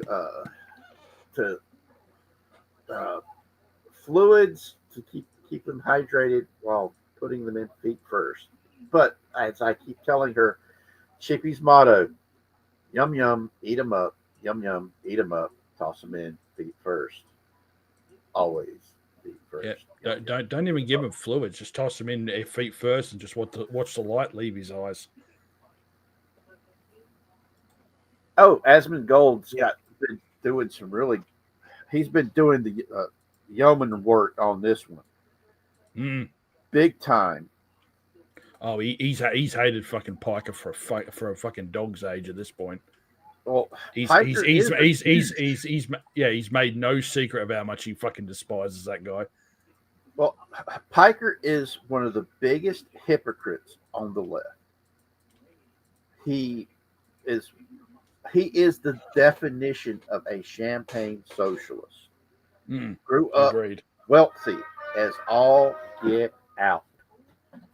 And it's one of those things that really gets me. It's like Bernie Sanders and his, how he kept going, millionaires and billionaires. You look like a rich prick. I will take money from a rich prick like you. And then whenever he started being able to be classified as as soon as he was able to be classified as a millionaire, he stopped talking about millionaires, just started talking about billionaires. And but sorry, that was Dana Carvey's impersonation of Bernie Sanders when he was on the campaign trail. You look like a rich prick. I'm going to take money from a rich prick like you and give it to the poor bastard sitting next to you. What gets me about Bernie Sanders, even though he doesn't sound like him, I truly wish Gilbert Gottfried was still around, because if you listen to the stuff that comes out of Bernie Sanders' mouth, it just would sound better. It coming out of Gilbert Gottfried's mouth. Saying it, it just fits better. I'm not educated enough for the guy who talks about buffalo shit in his basement. Yeah, and I mean, oh God. This is what happens when you send amateurs to do a professional's job. You fool! I miss you, Gilbert Gottfried. You were one of the best, man. Gilbert Gottfried was hilarious. Oh God, we have. I watched that episode. You are an idiot. I love that episode of fucking, was it Celebrity Squares? Yeah, where he for just whole 15 minutes of the entire show was just him getting constantly asked questions because they kept fucking up the answers. Yeah. So by the end of it, he's just laying there with his head on his desk, just screaming, "You fool!" Because every time they fucked it up. He was awesome, glorious. Man. I mean, we oh man, it's like Rickles. Rickles was the master of the roast. He was roast master general. Yes. Oh, there is not a man in Hollywood he would not go after. And he was perfect for it. And the funny thing is, Ronald Reagan adored Don Rickles. And Don Rickles hated him. And it's like Don Rickles was told, hey, Reagan wants you to do his roast. And Don Rickles did not want to do it. He's like, I can't stand the guy. And I'm afraid I'll go too far. You don't understand, Don. Ronnie loves you, man. He wants you to go full tilt and go as far as you want to take it. That goes to show you the differences of the outlooks, But then again, yeah, and I could see Trump doing the exact same thing to somebody else, but I can't see a single fucking Democrat asking somebody who absolutely despises them to fucking come on and do their roast for him. I couldn't see somebody Obama asking somebody to do that. I Yeah. couldn't see Bill Clinton do that because they would just absolutely fucking destroy him. Well, the problem though is Bill wouldn't allow it because he'd be like, He's a weak piece of shit. no, he'd be like, I don't want to cheese off Hillary. It's like Big dog to Little Hill, big dog to Little Hill. Because that's one of those You things. don't want to get on Hillary's bad side, and there is no Exactly. good side. Why did I turn into Yeah. Forrest Gump? I don't know. Because you were trying to you were trying to do Bill Clinton and retarded, and that's what you came up with. Oh, the messed up thing about Bill Clinton is, have you seen him lately? Oh, he looks like he's been locked in a basement as a fucking vampire, as blood supply at this point. Yeah, he looks horrible, man. I mean, he literally looks like all of the STDs on Earth is like living inside of him and fighting each other over dominance. You seen what Hillary Clinton looks like now? She's got the same fucking hairstyle as almost on time fucking Cortez. Yeah. She's got the exact same fucking hairstyle. Gee, I wonder who's trying to recapture her youth now. Well, in all honesty, Hillary looks more like Karen. Well, she already did with her fucking hair up, but now she's got the hair down. It's like she's trying to look hip.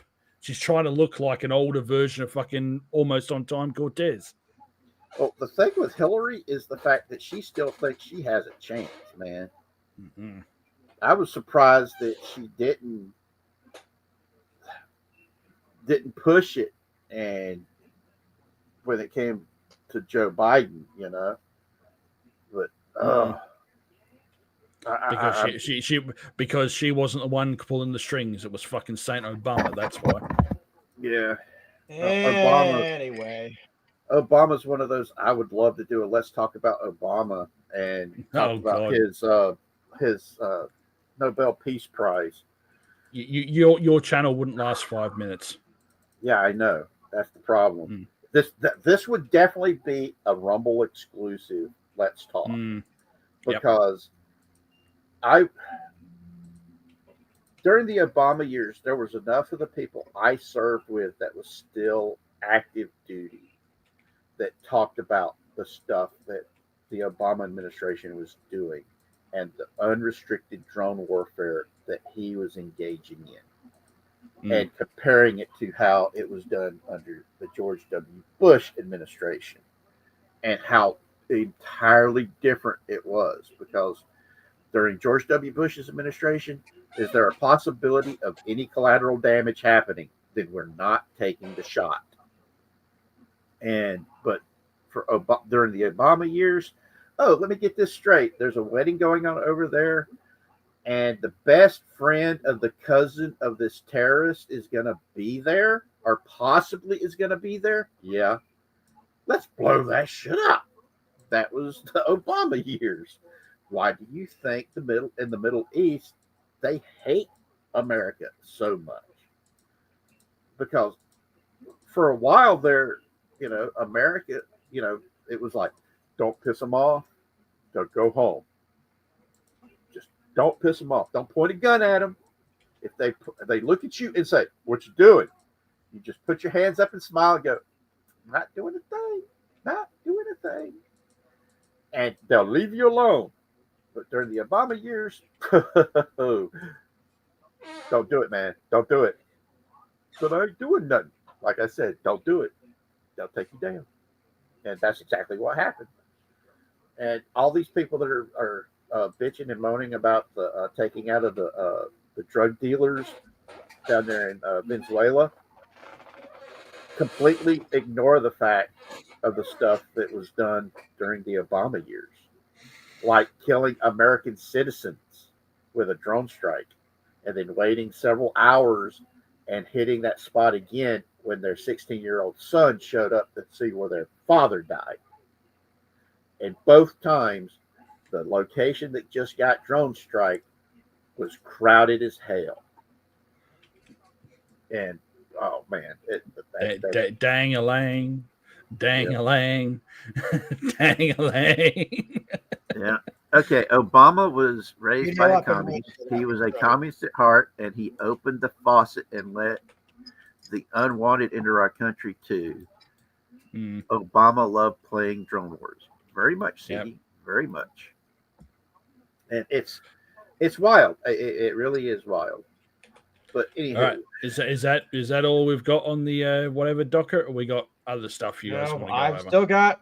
still got the thing I've been wanting to talk about since before Richard Yep. started the and Obama the Finch tirade. King. And Go for it. the Finch King is right. He also started the culture war that we're suffering He did. today. Anyway, yes, continue. Ah, Siggy, So- Siggy. You're making me do it. Siggy. Siggy cook. Siggy, I'm no. gonna have we are not letting Siggy cook. Shut the hell up. Yep. anyway. All right, So- go for it. So, how many of you played Crash Bandicoot when you were younger? Yeah. Present. Yeah. Which one? Which one do you want? Yes. Crash So, Bandicoot was pretty fun. My mom loved it. so this could be either a good thing or a bad thing, depending on how you see it. Let's just go automatic Netflix- bad thing because Netflix. Netflix is doing an animated series on Crash Bandicoot. It is being done by Wild Brain Studios, who are behind Sonic Prime, Carmen Sandiego, and Mallory Towers. garbage, and even more fucking garbage. Wait, do you mean the original War in the World as Carmen Sandiego or the woke cartoon that they did? The garbage cartoon that's currently on Netflix, I'd imagine. Well, this is Netflix, so I'm assuming the woke version. Yeah. No.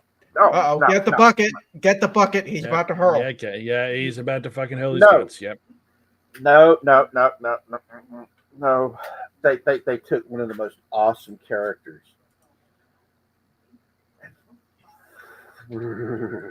Yep.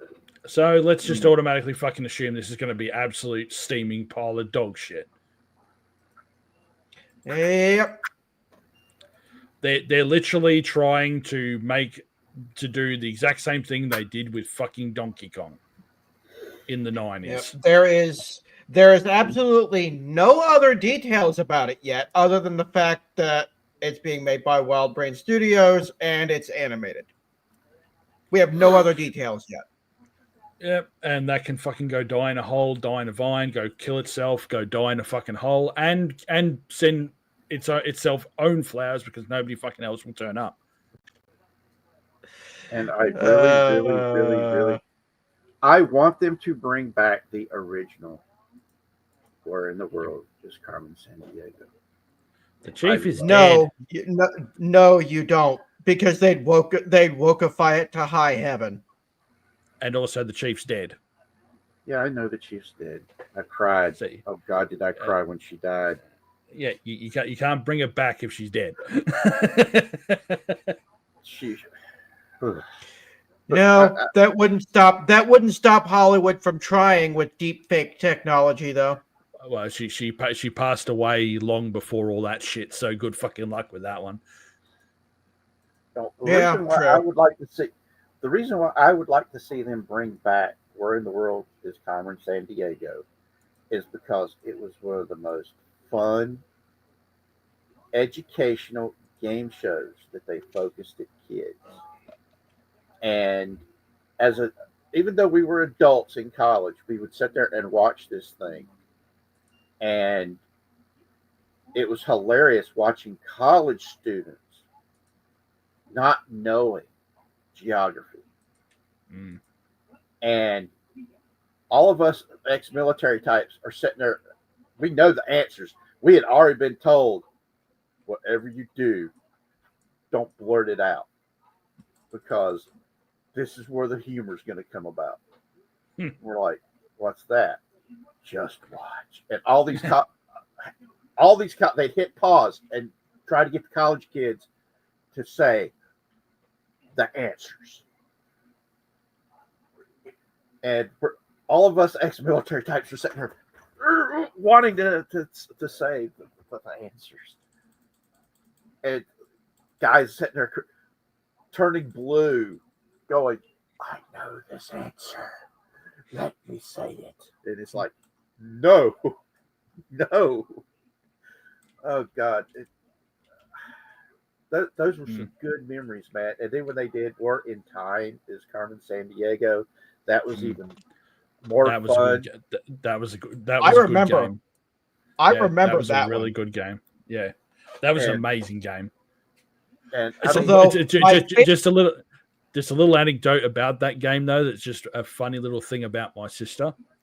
You know how you played a game way too fucking much when you were a kid.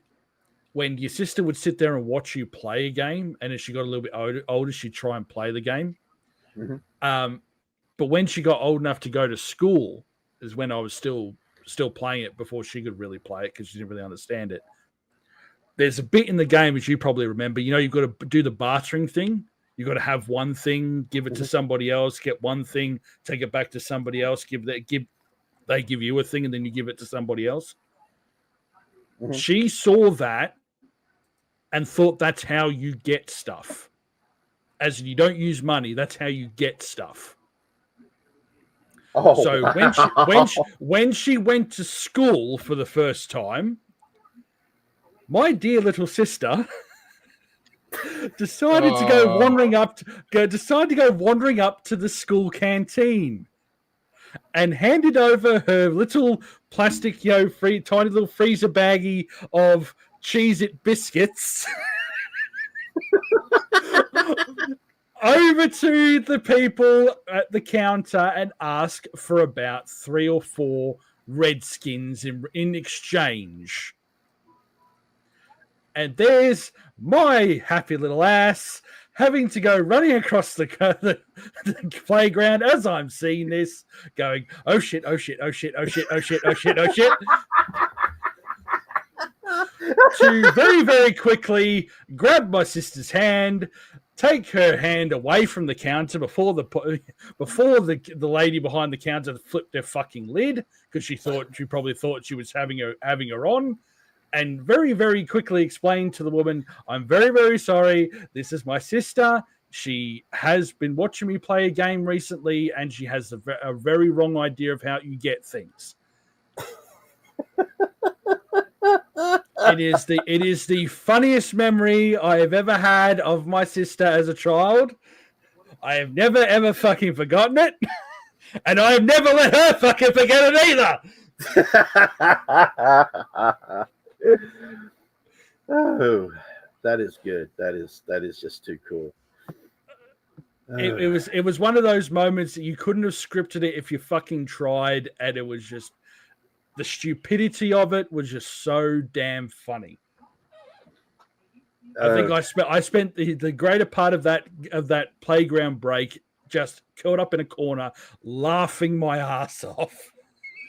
The Finch King says we need the barter system back. And Marcelo says, big mistake, Shrubby.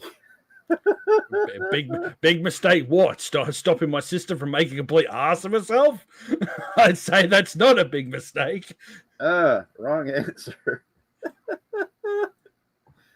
And Zachary said that he heard that the next Halo game is going to be on PlayStation 5.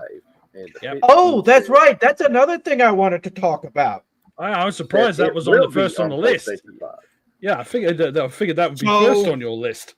I completely forgot about this. So GameStop ended the console wars. Figuratively and literally, yes. Yeah. So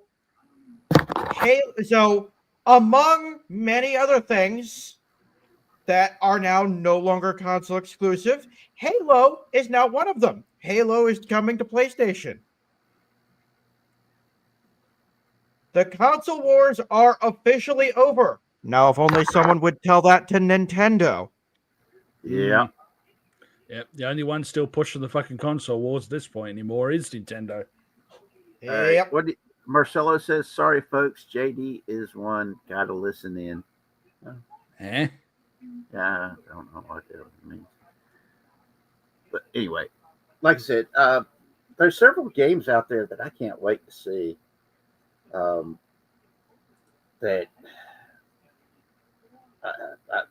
I was going through my discovery queue on Steam, and they got some really interesting stuff that's popped up. There's a new update for Vane that looks really good. Vane is basically Project Zomboid, but in first person, Interesting. and with a lot better graphics. Of all the games you've played that hasn't already been moved across from the console wars, which game that was Xbox exclusive would you love to see on the PS? Do you think? Ooh. I would love to get to play Dead Island again. Mm-hmm. Well, guess what, buddy? It's on Steam. Yeah, I know it's now on Steam, but I can't afford it just yet. Oh, don't worry. I also want it on my console, man. I can't gift it on Steam. Because I mean, I used to have Dead Island and Dead Island 2 for my Xbox. When did you ever have Dead Island 2? Yeah, I had Dead Island 2, and it disappeared. You mean Dead Island Riptide? Yes, Dead Island 2 is Dead Island Riptide. No. There's an actual Dead Island 2. Wait, what? Yes, there's an actual Dead Island 2. There's an actual Dead Island 2. Yes, Dead Island Riptide. Yeah. is never Dead Island 2. You heard it here. It's been out for a while. Yeah, I know. I like these older games because the Xbox I've got is the Halo exclusive Xbox. Yeah, I you bought heard it here, folks. Heard it here, folks. Richard having his mind blown in 3D. Yep. But at the moment, the only game I get to play on that Xbox is my Captain America Super Soldier, because my Dead Island disappeared because of my nephew. Yeah, buddy. I have no idea where it is. It could Yeah, be he in one doesn't even have no idea where the heck it disappeared to either. Oh, one of those. You see, he borrows a game and then fucking forgets about it. Oh, you saw the age rating? I was in elementary school when I played that game. Yes, I know you were in elementary school when you took it. And I'm like, $10 says he lent it to a friend and forgot who it was. yeah, that's probably, you probably lent it to somebody and forgot who it was, and that's why it no. disappeared. No, And definitely not that. now, for those of you asking the question of wait a minute, why did you give a zombie game to an elementary school student? Because his mom asked me to. Because back then they weren't little bitches. Exactly. They weren't little brats. Well, they were little brats, but I mean little pussies that would be like they are today. I mean, come on. But no. Oh. Anyway, so you'd love to see Dead Rising or Dead Island? How about you? Dead Island. Where Me, you wouldn't want. I have no horse in this race because the last time I played anything involving Xbox was the original Xbox, like back in the day, and that was one of the old Sam Raimi Spider-Man games. True, fair, and they were pretty decent in and of themselves. Fair. Though I would love to have a chance to play Halo. All right. The Finch King says he just wants a new Conquer and Perfect Dark. Perfect and- Dark. Conquer. Conquer, he's referring to. Yeah, Conquer's bad for a day. That was a trash game. I'm not gonna lie. That was not a trash game. You take that back right the fuck now. The voice acting. You take that back right the fuck now. The voice Exactly. acting was terrible. The And Zach, GoldenEye voice acting was fucking terrible. Don't see people complaining about it now. I Hey, mean, GoldenEye was cool. Fair. GoldenEye was cool, man. Xena on the top was hot. She was hot. It was great throwing a load of mines at her and blowing her ass up. It was funny as hell. She had a butt. It was like, oh my God, that was a butt that you just wanted to. Oh, yeah. Okay, can we get a towel? Can we get a towel or a mop and bucket, please? Richard's making a Yeah. mess. Hey, for me, Yeah, Jensen he's drooling is all over still himself. hot. Yeah. She's still hot. Now, Zach says it'll only be a matter of time until all Xbox games are on PlayStation anyway, which is true.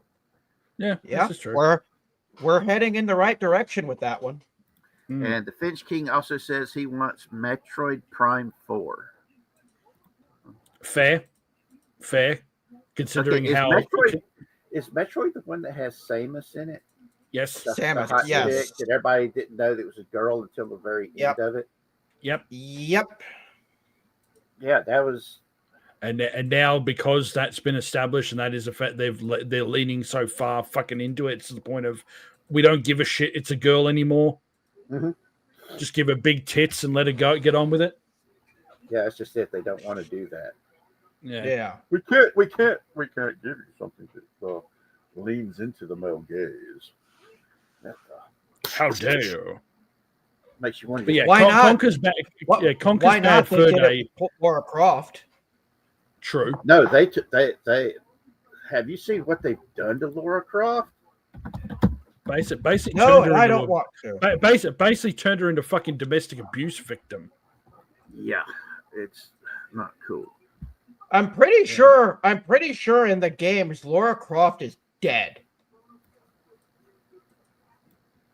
News to me. Tomb Raider News to me. 4.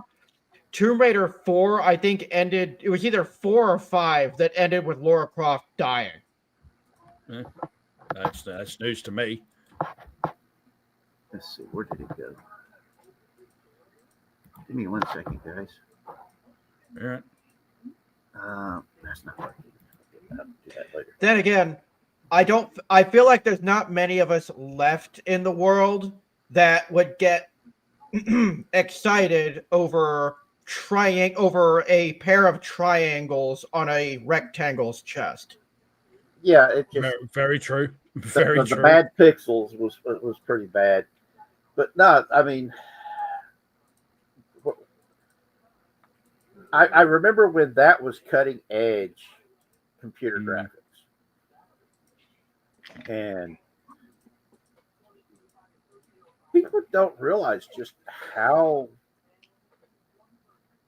expansive it was. I mean, there was a dumb idiot trying to say that the moon landings was fake using computers. And then this fucking CGI game comes graphics. out, yeah. And somebody actually was showing the CGI computer graphics from 1998, which was the Transformers Beast Wars cartoon. Oh yes. Yes. And Yes. say, Yes. okay, this is computer animation. The first full computer animation that they were able to pull up was the Beast Wars in '98. Actually, Reboot Yes, was true. technically the first. Reboot came first, then Beast Wars. They were both made by the same company, but Yeah. Reboot was first. And if you really want to split hairs and whatever, the first ever computer generated anything that was visual in that regard was the Dire Straits Money for Nothing video clip for MTV. Mm-hmm. That was the first ever computer generated video clip. And look at the fucking graphics on that thing. Yeah. And For those of you who haven't seen it, give me a moment. I shall send the link to Richard, and you can all see exactly what I'm fucking talking about. And don't get me started on the abomination of the Power Rangers movie. Oh god, The Megazord fight from that wasn't CGI. That was hobbled together graphics from like 800 different movies trying to be something in one. That was just straight up terrible. That wasn't just terrible CGI. That was just straight up terrible. That was nightmare fuel. The movie itself was halfway decent, but the CGI that was nightmare inducing. There you go, Richard. Okay, I'm trying to figure out what I'm. Money for nothing and your chicks for free. All right, hold on. Don't forget to skip over the bit where it drops it drops the F word, the other bad F word. Okay, this isn't working right. I'm trying to, because I've got the link. I'm just trying to share my screen. But He's for some forgotten reason- again. No, what's happened is my Google Chrome crashed and it's not allowing it to open up, so I'm having to use Firefox, and Firefox is being a pain in the buttocks. Oh, goody. Technical difficulties. Awesome. It's not a stream without technical difficulties. Yep. It's not a stream without scuff. It's not a Tony stream without scuff. It's not a Richard stream without scuff. Yeah. Okay. Let's see if this is gonna work. It's also not a fee stream without technical difficulties. Referring to my buddy over on the Twitch side. Is it That's okay? so Is it easy, Ben. showing the Dire Straits thing on here? Well, it's showing the YouTube page, yes. Whether it's going to be echoey as hell when you try and play it, though, All right. Let me know if it's echoing. we're not hearing anything right now. Oh, God. Yeah, Oh, that's it. oh, See, that's God. the graphics from back Yeah. then. This was play school level of fucking CGI back then. I'm gonna go have somebody study. That was Love you. Love you too, Bubba. okay. I have a point to prove to my girlfriend. If you could send me the link to that clip. It's dropped in the private chat, dude. You knock yourself out. All right. Yep. Yeah, let me But like I said, that was the graphics back then. And these idiots trying to sit there and go, "Oh, this is the." Yeah, that was CGI not even a decade or two after the fucking moon landing, and you're trying to tell me they faked all that shit? Get the fuck out of here! Yeah, it's just some people are crazy, man. Well- It suits them that they know the government is lying to them, and it's the easiest way they can comprehend that everything that ever happened and everything that's ever been done has to be a conspiracy now. It's the only way their fucking brain can cope. No, it's one of the reasons why I'd love to do Let's Talk, where we just talk about conspiracy theories, because they're the whole reason why they came up with the whole conspiracy theory thing was because of the John F. Kennedy's assassination, and they came up with the phrase conspiracy theory, and it just was wild, man. The whole history of it. I loved watching the fucking tinfoil hat fuckers just basically froth at the idea that they were releasing all the JFK files, and all it did was just prove that the actual official whatever was right, and the only thing that they had lied about was the fact that the FBI didn't know who Lee Harvey Oswald was. They did know who he was. They just didn't do anything fucking about him, and that's where they fucked up. There was actually no major conspiracy to try and have him assassinate the president. It was just they knew he was a criminal, they knew he was a crook, and they knew he was going to try and do something, but they didn't do anything about it.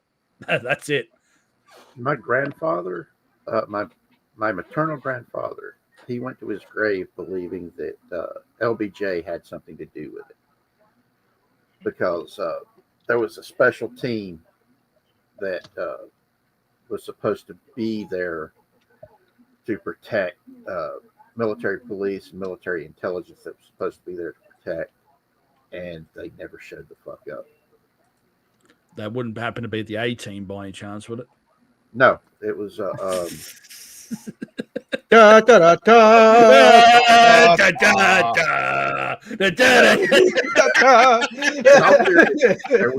there is a counterintelligence team that is also paired up with a group of military police that has been part of their job is that they wear civilian clothes.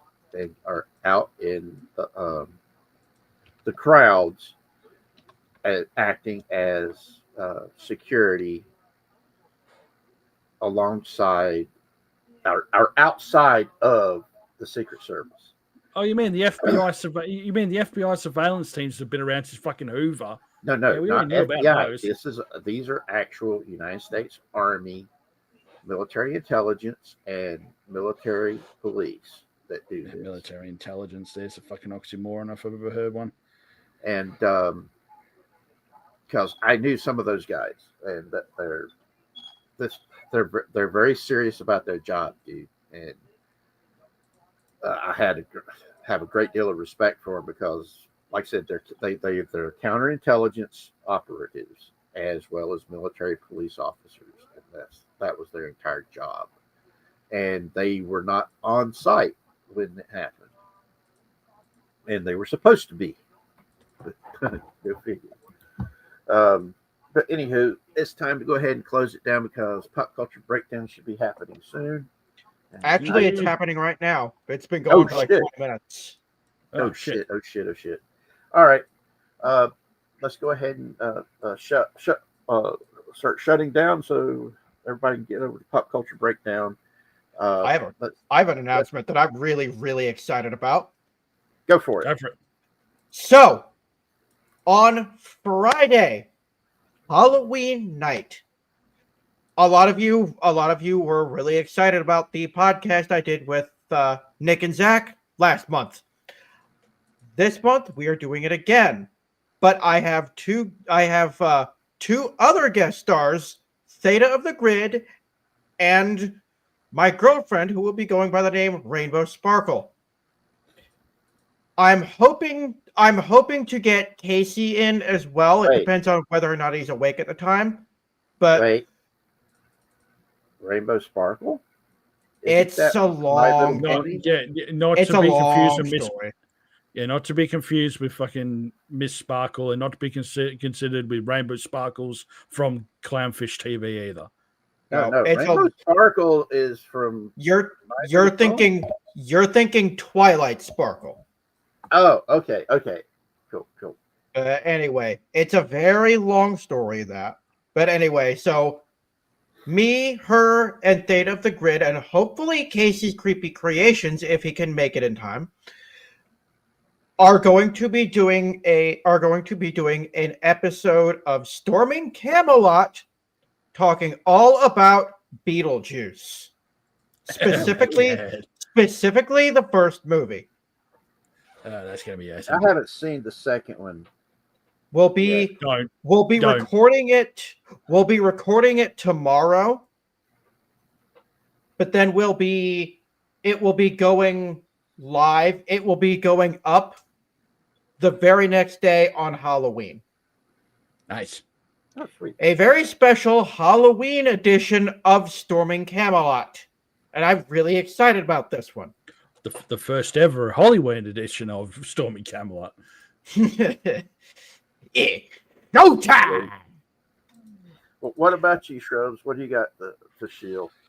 I've got nothing special at this point in time. Everything that's going on with me, I haven't been able to do any kind of major streaming or major video uploads. I basically had Vermintide run the other day so I could blow off steam, and that was about it. Other than that, watch the space. Shrubby 1989 on Rumble, Twitch, and YouTube. Can't miss it. Space 1999. That is one of a cool show, man. Watched it as a kid. Dang, that was a good show. Used to have some very suspect stuff in it. There was an even better movie. There was an even better movie that took place 2 years later. And it happened in space. That's what we did there. But yeah, Zachary is hoping to see if we can set it up to where Zach, me, and Logan and will do either Apex Legends or Marvel Rivals. Yeah. Stream that. Ew. I don't know if we'll be able to pull it off, but hey, it might be fun. Couldn't you have found a better fucking game? Marvel Rivals is pretty fun. I'm still learning how to play it. Apex My Legends. girlfriend plays Marvel. My girlfriend plays Marvel Rivals. Because I played Apex Legends once. What? So sorry, it's just like you said that with the nonchalantness of, I've just got a brand new car. Oh, my wife drives a car like that. Well, Zach says they're the only games that he has that are free right now. So there's that. Yeah, we're poor, man. We're poor. It sucks, man. No. If you're gonna do it, Shrubby, do it right. Ha ha! Poor. I was gonna do subtle works, man. Subtle works. I was just going with the Austin Powers. Screw your subtlety. I prefer to be about as subtle as a chainsaw in a room full of metal pans. All right. The Finch King says Apex Legends has been his go-to since day one in 2019. Well, that's another one I'm penciling in for getting a fucking life. Hey, I really enjoy playing Fallout 76, and I enjoy playing Fallout 4. Even though Logan keeps saying, "Hey, man, you need to try Fallout 3, and you need to try out Fallout New Vegas." Yes, you do. And I'm like, I'm thinking about it. I'm just waiting for the prices to drop to a point to where it's not going to hit my butt. Correct me if I'm wrong, but I've heard people say that Fallout New Vegas is the only Fallout game that's actually canon. No, they're all.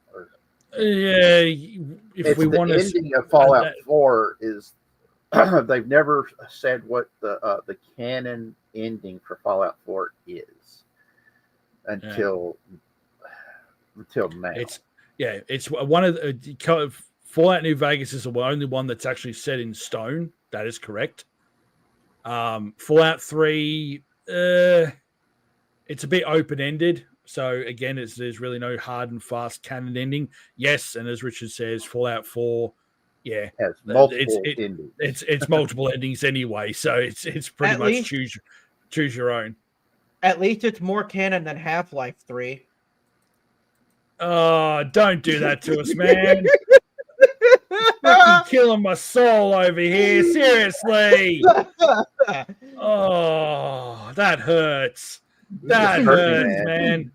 You just hurt me, man. All my friends back in the day that was into video games used to say I look like the main character from Half-Life. When my hair was actually... You do look like the main character from fucking Half-Life. You do look like George Freeman.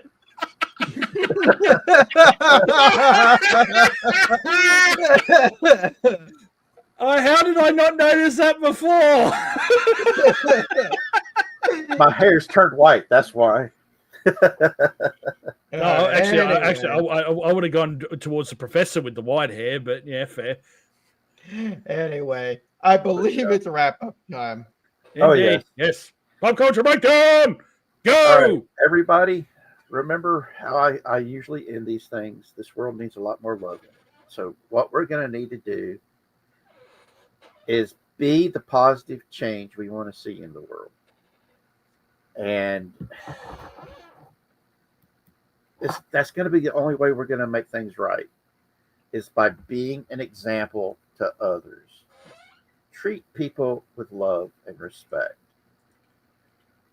Don't let them dehumanize you. but also don't dehumanize them. Be kind to each other. And remember, we are the change. We just have to make sure we're the positive change.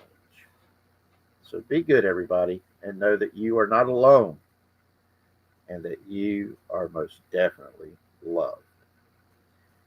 Even you, Shrubby. Ha! Good.